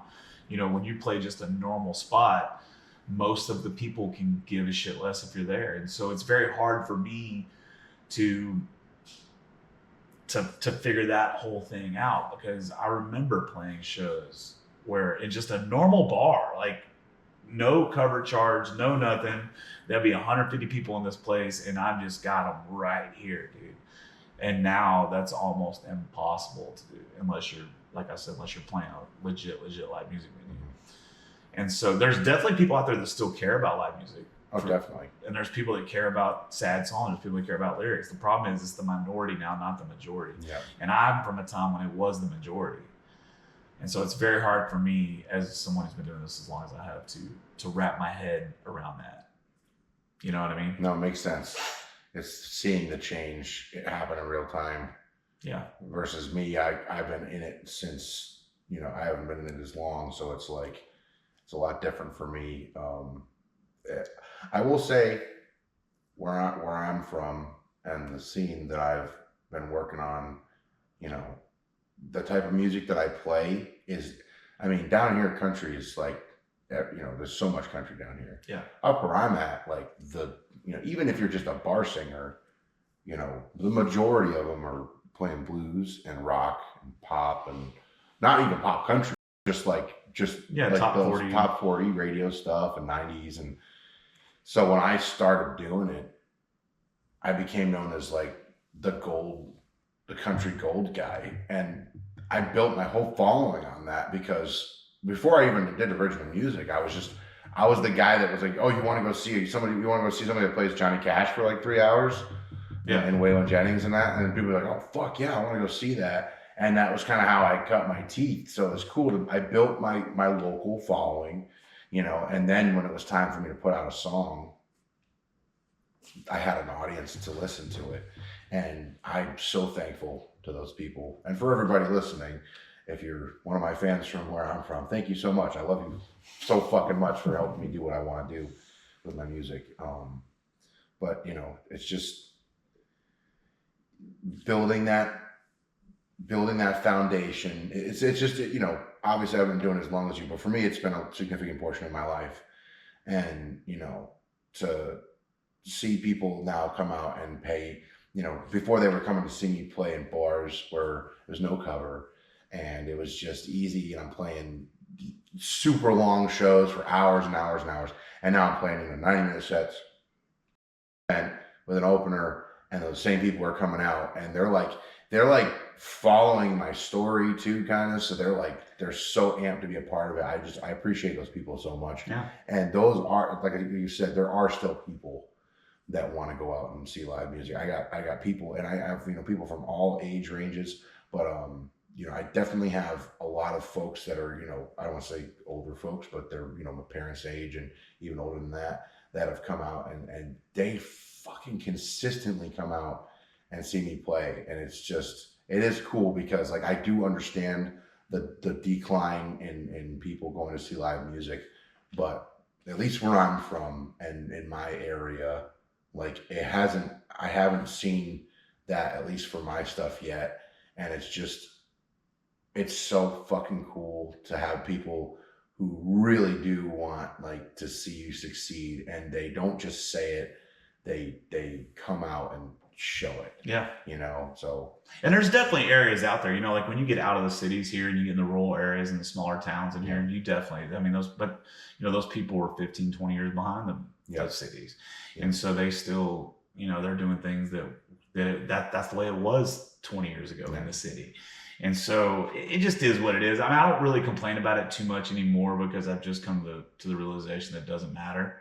You know, what I look for now is that one person in a room. I love that. It's so much fun. Like I said, I did it last night with that lady, and then there was another table, and I could see they had this, like, you know, the look in their eyes, like they're longing for that. And when I played in Lavernia on Thursday, there was this one couple that came in. And it was weird because they showed up and I was playing, and there's a whole bunch of people there that just didn't give a shit. They were just there to drink and eat, whatever. Yeah. They're fine. There's this one couple, I saw them kind of poking around like the outskirts of everything. And then there was a table like right in front of me. And I wasn't too loud, but you know how people get. They're like, oh, I don't want to sit right in front of the speakers. And I saw him and he was like, I could see, you read body language. He's telling his wife, hey, look, there's a spot right there. And I could see, she was like, okay, yeah, I guess we can go sit right smack in the front of the fucking speakers. And they stayed all night and were just so into it. I didn't give a fuck about anyone else there. I played the whole show just for them. And I was looking right at them, and I was smiling, and they, you know, I was just, hey, what you want to hear? You want, anything you want, man. We're just enjoying the show, and we're enjoying to hear your voice. And they had been their farm, I think they had a farm nearby, and they had heard me through the pastures, and then they got in their truck and drove over. Cool. And I was like, that's the people that I'm still doing this for. Right. That's the kind of people that I want. And I didn't care about anything else. It was just like, okay, I got my people for the night, and those are the people that I want to make sure that they have fun, and they're going to remember me after tonight. Oh. And that was so cool. And they stayed after, they were talking with me, and they're just so, like, you know, they're complimentive, but they were also just like, you know, they really enjoyed themselves, and they immediately went on and followed me on social media, and they were like, we're going to be back next week for your show with your band. We can't wait to hear what you sound like with a pedal steel guitar player. It's like I'm saying, you got to come back and hear me with my pedal steel player, my lead guitar player. And they're like, and even the guy, I think his name was George, he said, bring in my best friend, and if he says no, we're not going to be best friends anymore. You know, just that kind of stuff. I love that. It's just so cool to have that and have it not be completely gone. And I guess that's me being from more of a rural area too, being used to that kind of stuff. I don't really play too much in cities. Not that I'm against it. I just don't always get opportunities in cities. Yeah, I am. I hate it. I hate fucking playing inside of a city. Like if it's inside the loop of a city, I fucking hate it. Like I have not played a venue inside now I'm not talking about Fort Worth, but like any other city, Dallas, San Antonio, Austin. I've not played a gig inside the loop of a city that has been good. Yeah. Like even trying to find just one, and that's the whole thing. It's like, okay, how do I find this one person? I just need one person to pay attention. That's all I need. One person. How do I find one person? And sometimes you can't find them. And another big thing that's definitely changed from the past, and you can tell this just from like watching videos and shit. In the past, if you did something cool, people would do this really foreign concept called clap. Oh God. So you would do something cool. Doesn't matter what it is. Swallow a sword, juggle some fucking whatever, play a song, whatever, wet t-shirt contest. What doesn't matter. People would clap. Yeah. But now it's gotten to the point almost where people, it's like they're scared to clap or they don't want to clap. They're looking around. It's like I got to clap over there. Yeah, dude. I'm not going to clap if they're not going to. And I can't tell you how many shows I've played where I got no claps. Or you get this. Yeah, right. And but then I get off the stage, yeah. And 20, 30, 40, 50 people are just being like, dude, you were so badass. That was so awesome. You did such a good job. And you're like, well, imagine how fucking good it would have been had y'all let me know I'm doing a good job. Because we feed off that. Yeah, we do. And I tried to talk about that before, and I got in all kinds of trouble about it. But it's like live music is not meant to be me playing at you. Live music is meant for me to be playing with you. Live music is a conversation. It's me playing a song and then you letting me know what that song did. Like that's the whole point. And when you're not getting that feedback from a crowd, you might as well just be playing in front of a fucking screen. Yeah. And you don't know that and because like you said, people come up to you after, oh, you did a great job. It's like, I didn't think you thought that. I thought you guys probably thought I sucked. And yeah, no, I definitely, I will say that it's venue dependent. For 100%. And I will say that the more city of a place it is, the less I see the clapping and stuff and crowd engagement from them, them holding up their end of the crowd engagement they were trying to put out. But also, you have less people holding doors open for people these days. You have less people just being polite. You have less people getting out of your way in traffic. There's like people just don't have the common decency now than what they did 20 years ago. I think it's just also that people are so. We live in an information technology age when we have so much connectivity through social media and everything, but we couldn't be farther from being social. Yeah. We're so like closed off to what's around us because we're. Yeah, I think that's changing from what I've been noticing, just looking at crowds. I don't see. It's funny because 5 years ago, if I was to play a show and someone was on their phone, it would usually be the 21, 22, 23, 25, 26-year-old. Now, when I look out in the crowd, the people on their phone are the 55, 60-year-olds. They're on their phones just doing this. And the 21, 22, 25-year-olds, they don't have their phones at all. They're all mingling with each other. Yeah. They don't give a flying fuck what's going on stage, but they're mingling with each other, which I think is a good sign. Yeah. But you look at the older generation now, they're the ones that are sitting over, they're just on their phones doing marketplace. Yeah. And it's like, what, like, it was weird. I played a show not too long ago and I looked out and it was 65, 70 people there. And it was crowd from 21 to like 65, right? It was a big, big crowd or a diverse crowd. And I looked out and almost every person over the age of 40 was on their phone. Wow. And so it just is what it is, but it's also up to us too. You have to, like you said, you have to look at it as a challenge and as a game. How do we get them to pay attention? Sometimes you're not going to win. Sometimes you're just going to leave that fucking gig. You're like, God, that was a total waste of my time. Yeah. But other times, if you play, I'll give you a prime example. I opened up for Cody Canada. I don't know if you know who Cody Canada is, but so I opened up for Cody Canada recently. And my buddy Bronco Jr. opened the show for both of us. He opened first, and then I'd win. And the crowd kind of dug him, but I get out there, dude, and I play the first song, and it's crickets. And I'm like, okay. And so I play the second song, and it's crickets. So I play the third song, and it's like, no, like, so I kind of just backed up from the microphone, and I just started doing this. like where you can hear it over the microphone. And I just kind of did it until people started like looking up at the stage. And then as soon as they did, I got on the microphone and I said, I know I'm not the Canada y'all came to see. I know y'all came to see Cody Canada. And I said, here's the deal. You don't have to watch me. You don't have to pay attention to me. But what I'm going to ask is for the next couple hours, put down your phones and talk to the person at your table or pay attention to me. Let's just have a human experience for the next couple hours. And the crowd like kind of started clapping. And then it was like, then I had to meet on the palm of my hand for the rest of the time. Yeah. And so I think we have to also be fearless enough to do something like that, to get them on our side. Or it's also just breaking people out of the trance too. Yeah. And I think that, yeah, it's exactly right. But you have to have the balls to do it. Yeah. And I noticed there's not a lot of people that play live that have the balls to do that. And so I think that has a lot to do with the bad crowds as well. You know, they don't know how to take somebody that's going to get up there and call them out or, you know? Yeah, I definitely, for myself, I don't know if I've had like a lot of experience where I had to do something like that. I think most of the time like I said, I don't play a ton of venues in the cities and in a ton of venues outside of my comfort range. So most of the places I'm playing, I at least know a few people that are going to be hanging out and interacting with the songs and such. But I definitely have had some experiences where I'll just play a riff of something that's weird. Yeah. And all of a sudden they're like, and I'm like, all right, start the song. Yeah, anything. Right in there, just to break that trance that they're in. I do fart noises. Like all the time.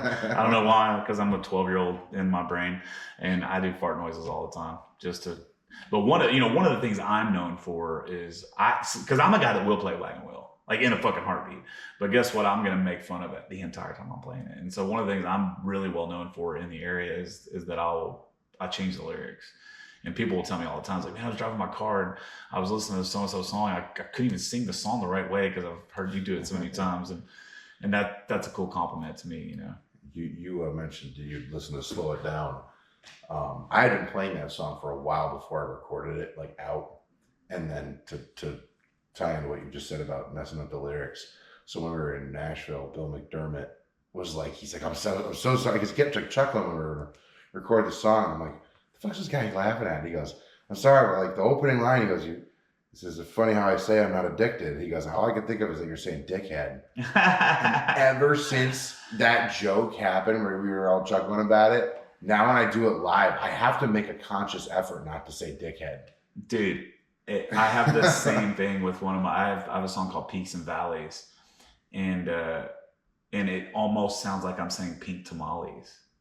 And literally people started calling it out, and we actually made a shirt called Pink Tamales and all kinds of stuff, and it became like its whole thing for like 6 months. That's cool though. It was like, you know, yeah, and I have to same way, I have to consciously make sure that I'm enunciating peaks and valleys, not pink tamales. It's so crazy. So yeah, it's the same thing. Oh, I have to every time we're gonna do the song, and plus because like my guitar, my whole band is in on the joke now too. So like I'll sing the line and like a hyper second after I sing that. It's funny I'm saying addicted because I almost did it just there. I'll hear them if I don't have my in-ears in or whatever. I'll just hear you, dickhead, you know, like behind me. You know, they're just fucking with me. Do y'all have top backs? Yeah, well, some of us do, not everybody. Right. But it's just so. It's so hard for me now to not do even solo. Like I did it on Thursday and I almost slipped too. And there was like, you know, kids and stuff right in front. I was like, oh, I gotta make sure I really get this. And I almost slipped and I was like, shit. Don't do it in front of all these kids. Their parents are gonna come beat my ass or something. Dude, talkback mics are the best. They for the general public, if you don't know what a talkback mic is, for those of us bands that use in-ear monitors, usually the drummer, and there might be another one on stage, where we can talk into a microphone that the audience cannot hear, only we hear it in our in-ears. Mm-hmm. So it's like a lot of times the drummer will count off in the instead of that way they're not hitting the sticks, or you know, a lot of times like what I do is I'll if I call an audible in a set list and go over and I'll say, hey, we're not gonna play this, we're gonna play something else. But dude, if if what gets said in the talkback mics on my stage ever gets released, I'm cooked, bro. Like it is so bad. I mean, it's so bad. I mean, the band will call out girls. They'll call out like, hey, check out that fat chick over there, and then whatever, you know, or check that girl out, or drunk. Hey, look at that dipshit leaning up against the fence, or Yeah, Rachel, she's in our band. She's the backup vocalist. I'll just hear somebody will walk by. She just goes, boobies, boobies. Yeah, that's great, dude. And then you see everyone in band. Yeah, everybody's heads, you know. I've had drummers, or one particular drummer that used to try to mess my vocals up. So he would like harmonize with me in the talkback mic, but be way off key intentionally just to see if he could fuck me up. It just became like this it didn't work, but it just became like this joke, you know. And there's all kinds of cool stuff happens like that with being in a band. And I love that camaraderie and the I love the ball busting. Yeah, I mean, I got, you know, into the ball busting a lot. I was a volunteer firefighter. I did then that's a ton of ball busting right there. And then my friend group from high school was always so brutal to each other, to the point where like my dad would even be like, "You guys are not going to be friends soon. Like, you guys got to chill out with this." And then with the band, like not every rendition of the band, but this one, it's just, I don't even know how to describe it. It's just constant fucking shenanigans. Because it becomes a brotherhood. It is. And like, you know, we have our things sometimes. People get pissed off at other people for doing stuff, but it's like, it's never to the point where it's like, fuck you, I want to fight you, or I'm going to leave, you know. It's just, you know, we get over it, but like. Well, you probably get over it because you're that way. Mm-hmm. You know, if you weren't that way and then all of a sudden you fucking pop off to one of them and you're an asshole about something, and it's like, whoa, wait a second. Yeah. But because you were that way, and it's like. And it's also like a good way to like not let stuff fester and build up, because if you could just like make a joke, like a fucking mean joke maybe, but it's still. It's like there's some truth to it, you know. It's like, oh, well, maybe if you fucking showed up on time, you wouldn't sound like shit. You know what I mean? Exactly. Like, it's just stuff like that where you get the chance to make your little dig. Well, a good dig has to have some truth. It does. But you know, you get that chance to almost like kind of have a little release, so you're not like, if something annoyed you, you can kind of make a joke about it, and then it doesn't fester. Right. Oh, 100%. Get it out of your system, you know. Yeah, so 100%. I love that. Yeah, the talkback mic is one of my favorite things on stage. I enjoy it. I like to have fun with it. The guys like to have fun with it. We usually have, the drummer has one, and there's one on stage where anyone can do it, and it's pretty cool. Well, let's get you out of here pretty soon, man. We've been going for almost 2 hours. Oh shit. Yeah, dude, it's crazy, man. When I used to do this, sometimes it'd be like 3.5, 4 hours. You still be sitting there talking. It's nuts. Well, it's good conversation, and we've had good topics to discuss. Is there anything that you wanna bring up just to let people know, or I mean, right now I don't have any. Like, do you want to come out of the closet or something like that on this podcast? Yeah, for sure. I've been waiting for the chance. No, I have a new single that came out in September. It's not everybody's cup of tea because it's about hunting, but it's called My Kind of Day, and you can check it out wherever you get your music from. I'm hoping to come back to Texas next year. I've definitely made some good connections down here, yourself included, and I'm hoping to get the chance to. I know I will get the chance. It's just a matter of when I can make it work. And well, I think one thing would be really cool, dude, is if I played my way up to you, right, and then us together, we play our way back down to me, and then you play your way back up to you. That'd be kind of cool. I think that'd be rad. That'd be interesting for sure. There's a lot of miles to cover between those 2 points. Yeah, but I mean, surely, but you could drive 500 miles a day or whatever you need to drive a day to hit that next gig. You know, especially the acoustic. I think it would be pretty cool. Oh, for like acoustic gigs? Yeah. Oh yeah. No, I'm not doing that full band, dude. I threw in the towel on the full band shit, dude. I mean, I'm still gonna do some festivals around here, and I'm still gonna do some local shows, but I threw in the towel as far as touring with the full band, because it's something you have to really want to do. Yeah. And I really don't want to do it. You know, I have so much more fun out on the road by myself than I do with people. I mean, it all depends on the people, I think. 100%. It depends on what your mindset and what you're, you know, Do you know who JD Graham is? I don't. Okay, I need you to check this dude out. He is phenomenal. He's a dude. He spent some time in prison, and he got out in I think 2022, and now he tours the entire country playing nothing but listening rooms. So it's just him and his guitar, and it's you talking about living in the sad world, dude. You talking about the songs that make you feel shit. Like it's really good. Let's check that out. I mean, he had JD Graham. JD Graham. I'll show you his stuff. We went and saw him at the Redbird, which is a listening room up in New Braunfels, and I mean, he had me and my girlfriend just like in tears, dude. Like it's one of those kind of guys. And so, but it can be done, and that's kind of I think that is more the avenue in which and the way I want to go to is more doing the listening rooms, and I still have a good time playing a 3-hour cover show. I do every now and then. I like doing those, and then I get up and do all this stupid shit. Obviously I would want to play, the majority of my shows would be original shows, but I still enjoy playing the cover shows too. So I don't mind playing cover shows on the way up or way back or whatever, because that's where you get the tips. And yep, and that's what funds the trip. yeah, and also, most original artists don't want to admit this, but man, if you walk out on stage and you hit them in the face with a good cover, something that really grabs their attention, you're gonna have way more people pay attention to that next song you play. That's why whenever I do my band set list, I always have it start on the cover. Cool. Yeah, me too. Well, I started doing that, but yeah. Every time. And it's usually something big and in your face, and something that everybody will start off with, like Whiskey River, like Willie does. Oh yeah. We do the Billy Strings version that he did for Willie's 90th birthday. Yeah. It's like, boom, it's big and exciting and electric. And then usually it'll be like a run of 3 songs or 4 songs with an original at the end of it. But it's just a boom, boom, boom, boom, boom, like just in your face. There's not even a chance for them to clap after the song because we're immediately into it. It's just freaking electricity, and it goes. And I've noticed that since I only started doing that like 6 months ago, and it's just been great.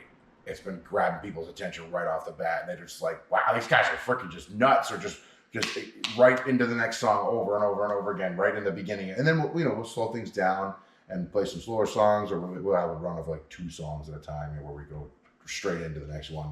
But that moment that you have, especially when you're playing in front of a crowd that doesn't know you, you gotta fucking you gotta slam them. Yeah, you got to figure it out, because they've got to. They have to relate to you somehow. Yeah. And they're probably going to relate to you more if you play a song they know. Yep. And you do it well. Yeah. That's why so for us for me it's so important to make sure everything's well rehearsed, and that we've got almost our own little spin on it. But I also don't like when people put such a heavy spin on a cover that the people that love the original are going to be like, "Fuck you, you ruined the song." I do it all the time. It happens to me all the time. What, as far as I'll changing it? Yeah, I'll play a cover and somebody come on and be like, "Yeah, fuck you. You don't like it? Don't listen." Don't listen. Well, we did one. My grandfather. Yeah, my grandfather. Oh, I want to hear this story. All right. So we had been playing Merle Haggard for ever, and doing a bunch of his songs. And we did a show where I had watched this video of Marcus King, who was covering Swinging Doors at Carter Vintage Guitars, and they did like a blues version of it. And I was like, oh, that is so fucking sick. The band loved the cover. It was like, wow, it's a whole new take. And we were playing this venue that I was like really proud that we got into. It was like it was like a 350 capacity, room, whatever. And we filled it up, full people. My grandfather was right in the front, and my Pepe, and he's like biggest Merle Haggard fan ever. And he was always like, telling me, oh, make sure you do Merle Haggard right. But when you're singing a song, kind of like he's sitting right in front of you, would he be proud of you? So we go to do the song, and we play it, and we killed it. We did a really good job. It was like it's a blues version of the song instead of it being country. Everyone's clapping, and you just hear him, no, God damn it, I told you, don't fuck with Merle.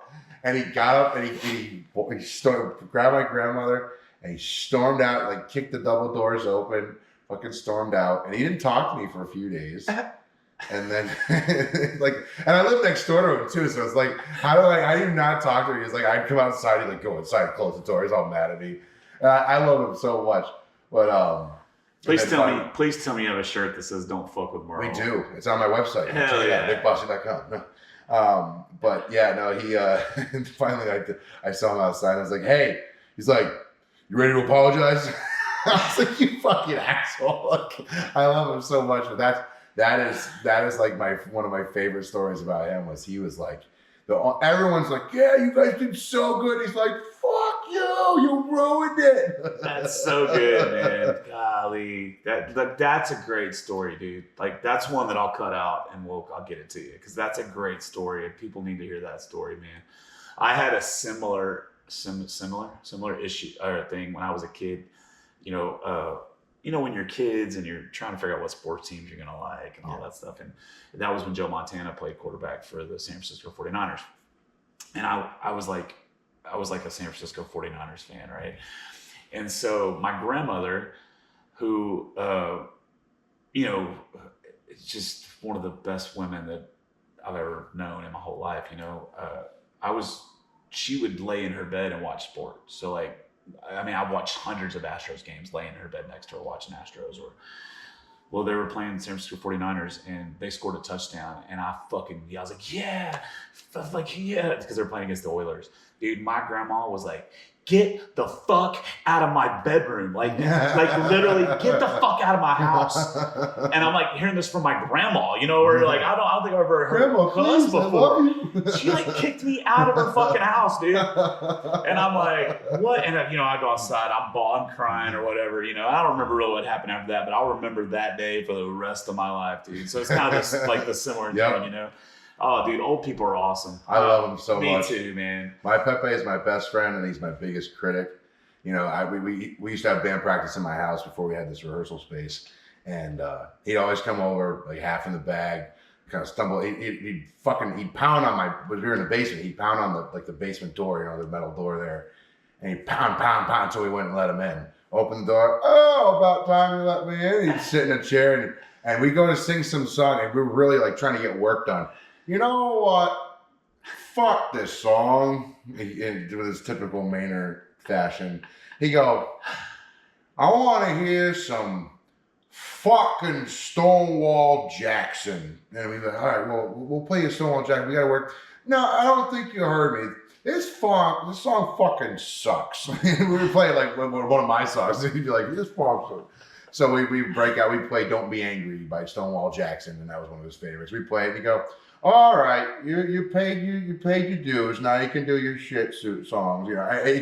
It was so funny because he always, no matter how cool we thought we were in the moment when my band was playing, he'd just come down and humble us. So you know what? He'd tell me, he'd be like, your voice just sucks on that one. He's like, I love you, but you suck on that one. He's like, maybe you should pick a different one. I'd be like, okay, I guess.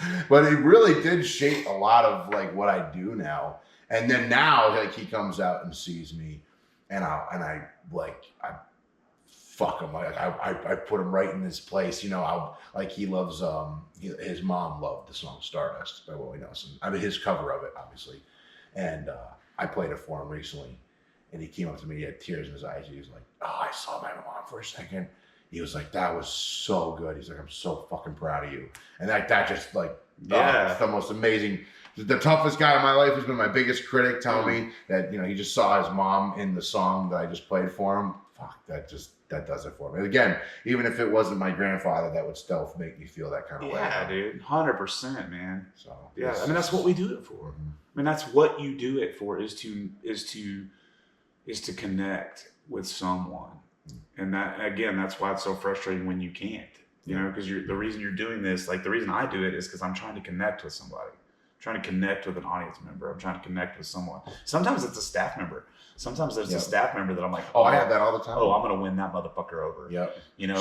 She's heard 10,000 shitty bands on this stage. There was a girl at Jackie's who was waiting on my family, and she's like, oh, what kind of music play? Country. And I'm going to say country, and she goes, oh, I'm like, what kind of country? I'm like, what kind of country do you like? She's like, Coulter Wall. I was like, first song, Kate McCann, and she was like, Yeah, there you go. That's right. That's Yeah. right. That's what I love, you know. So it's just kind of like that win them over kind of thing. I totally get that. Sometimes it's a staff member, and you know they probably heard 10 times, you know, the amount of, as the patrons have heard, you know, for either shitty people or, you know, stuff that they didn't care about. Yeah. So it's or kinda they have cool. the same bands play there all the time. Yeah, And they play I hear that a lot. Like one of the biggest compliments we got when we first started playing like the bars as a cover band was, man, y'all play stuff that nobody else plays, or y'all play it with the energy that nobody else plays, or whatever. You're doing something and, you know, everybody else comes in and just plays it, you know, whatever. And so, yeah, man, but that's what it's about. It's about that connection, man. And so, you know, you just got to keep going. Yeah. And I think if you just keep putting out songs, like you're going to stumble on stuff that, I mean, I bet you haven't even, I don't know how many songs you've written, but I bet you haven't even hit your stride yet when it comes to songwriting. Probably not. I mean, I definitely have some stuff I'm proud of, but For sure. I know I have a long way, you know, to go still. I don't think I've hit my stride in songwriting, and I got a shit ton of songs out, and I still don't think I've hit my stride. I think it's coming. I can feel it, you know, and maybe I won't ever, but I think it'll get to the point though where you'll be like, you'll start writing songs and they're kicking out, they're coming out. And when I got home from Nashville after I recorded this last record, and I had been like, you know, walking the concrete for a bit. That's when I came home and I wrote that. I climbed up in my tree stand. I wrote My Kind of Day when I got home, and then ever since that one though, I've been writing quite a bit. And, yeah. And I've been trying to, every time I go away from home, I try to write a song. Yeah. So I got a little something in the works from this trip, but I'm probably gonna end up writing it on the ranch this week because there's so much inspiration there. So I told my band too, they're not allowed to leave until we either write a song together or I write a song. I said something's got to happen down here. Yeah, and, that's cool. So I just try to give myself that goal for songwriting is to try to, if I'm going away. I've done a couple of away things, you know. I had a Maine run of shows, Massachusetts run of shows. We had Atlantic City, and then now Texas. So I was just like, I want to try to make that goal for myself for these shows is to write a song every time. Yeah, so and not all of them are good, but you know, well, they're not. Some of them you just have to write to get them through. You know, yeah. I make a joke all the time, like 1 out of 77 songs I write's a good one. I make that joke. I tell everybody for every song you hear me perform, there's 4 that didn't make the cut. Yeah. In my case, it's like 50. But I write every day. Like every day I write. Yeah, I wish I did that. I gotta do that more. Yeah, I don't. Even if I'm not with a guitar, I write at least lyrics every day. I try to write lyrics every day. You know, getting them into a complete song is a different story. But at least I know that what I found is if I don't write every day, is I hit writer's block really fast. But if I write every day, it doesn't seem like I ever hit writer's block because it's like I'm making myself get in the, you know. But that's another cool thing about songwriting, about art, is it's do it your way. There's no right or wrong way to do it. You do it your way, and you put out stuff that you're proud of, and then you hope that enough people find your stuff to love it. Yeah. That's what it's about. That, connecting with folks. And you're a good dude. Like, you're a real dude. Like, you're a real fucking dude. You know what I mean? I try to be the same person in all my dealings and just always be the same. Yeah, me too. Yeah, and no matter what you do, some people are not gonna like you, and some people are gonna love you. No matter what, doesn't matter. You could line up 50 people and give them all the same handshake, and some of them are not gonna like the way you shook their hand. Yep. What are you gonna do? Not much. So, what's your website? NickBosse.com. Bosse, Bosse. Yes, sir. Bosse, not like bossy, like yeah, not exactly. Maggie. Bosse. Yeah, not like the Fergie song. Yeah. Is that a Fergie song? I get. So that's what people have been telling me. They're like, oh, you like the Fergie song? I'm like, I'm a boss. I'm the bitch I want to hate or something like that. And I was like, all right, yeah, whatever you want to compare me to. I definitely don't spell it that way though. Yeah. So Bosse. Y'all check out nickbosse.com, Spotify. I recommend starting with Slow It Down and Demons, because that's the stuff that I vibe off of. Like, that's like both of those songs, especially Demons, both those songs hit me right in the gut, dude. And Slow It Down, you know, I think what really won me over was your phrasing, the way you phrase things. That's what really got me at first, because I was like, the way that you phrase things in your songs is really unique. It's very cool. Very, very, very, very cool. Thank you. I think It's cool. I appreciate that. I'm sure that some people think it's not, but I think it's great. There's always going to be one, right? Yeah. All right, buddy. Well, let's get out of here, man. And you're going to get back to Connecticut. You got to go all the way to Connecticut. You driving back or flying back? Flying back. You're going to fly back and they're going to drive back? Yep. His parents are down. I got to meet the fam. Yep. Love your fam, dude. They're cool. Me and I- your dad. I think we had a pretty heated, I don't think it was Not heated, but I think it was a good exchange. a very good conversation on Friday. Yeah, exactly. It was. I was talking to him. I was like, the beauty about being in this country is you can have a conversation where maybe you don't agree with everything, but you can still respect each other and still. And I love that. I love good conversation between people who aren't exactly aligned, because then you get, instead of just being like, yeah, I agree with you, and then it's over. Yeah. You get like a little more. But it's one thing I think we lost today is the art of respectful debate. Yeah, well, because everybody has their echo chambers. Exactly. So Yeah. I like it was a good conversation. I did tell him, I was like, hey, you didn't get. He's like, no, it's great. I enjoyed it. So no, I don't think it was heated at all. I think it was good. It was. Yeah, I didn't mean heated. Like we said, it was just like a good, contentious conversation. Yeah, like it nothing. It was a good conversation, and it was like, how do I put it? It was both you guys had like good parts of what you had to say, and it was respectful, and obviously politics were involved, but I liked it. It was kind of nice to see people have a conversation, maybe not agree 100%, but still have the mutual respect. Yeah, 100%.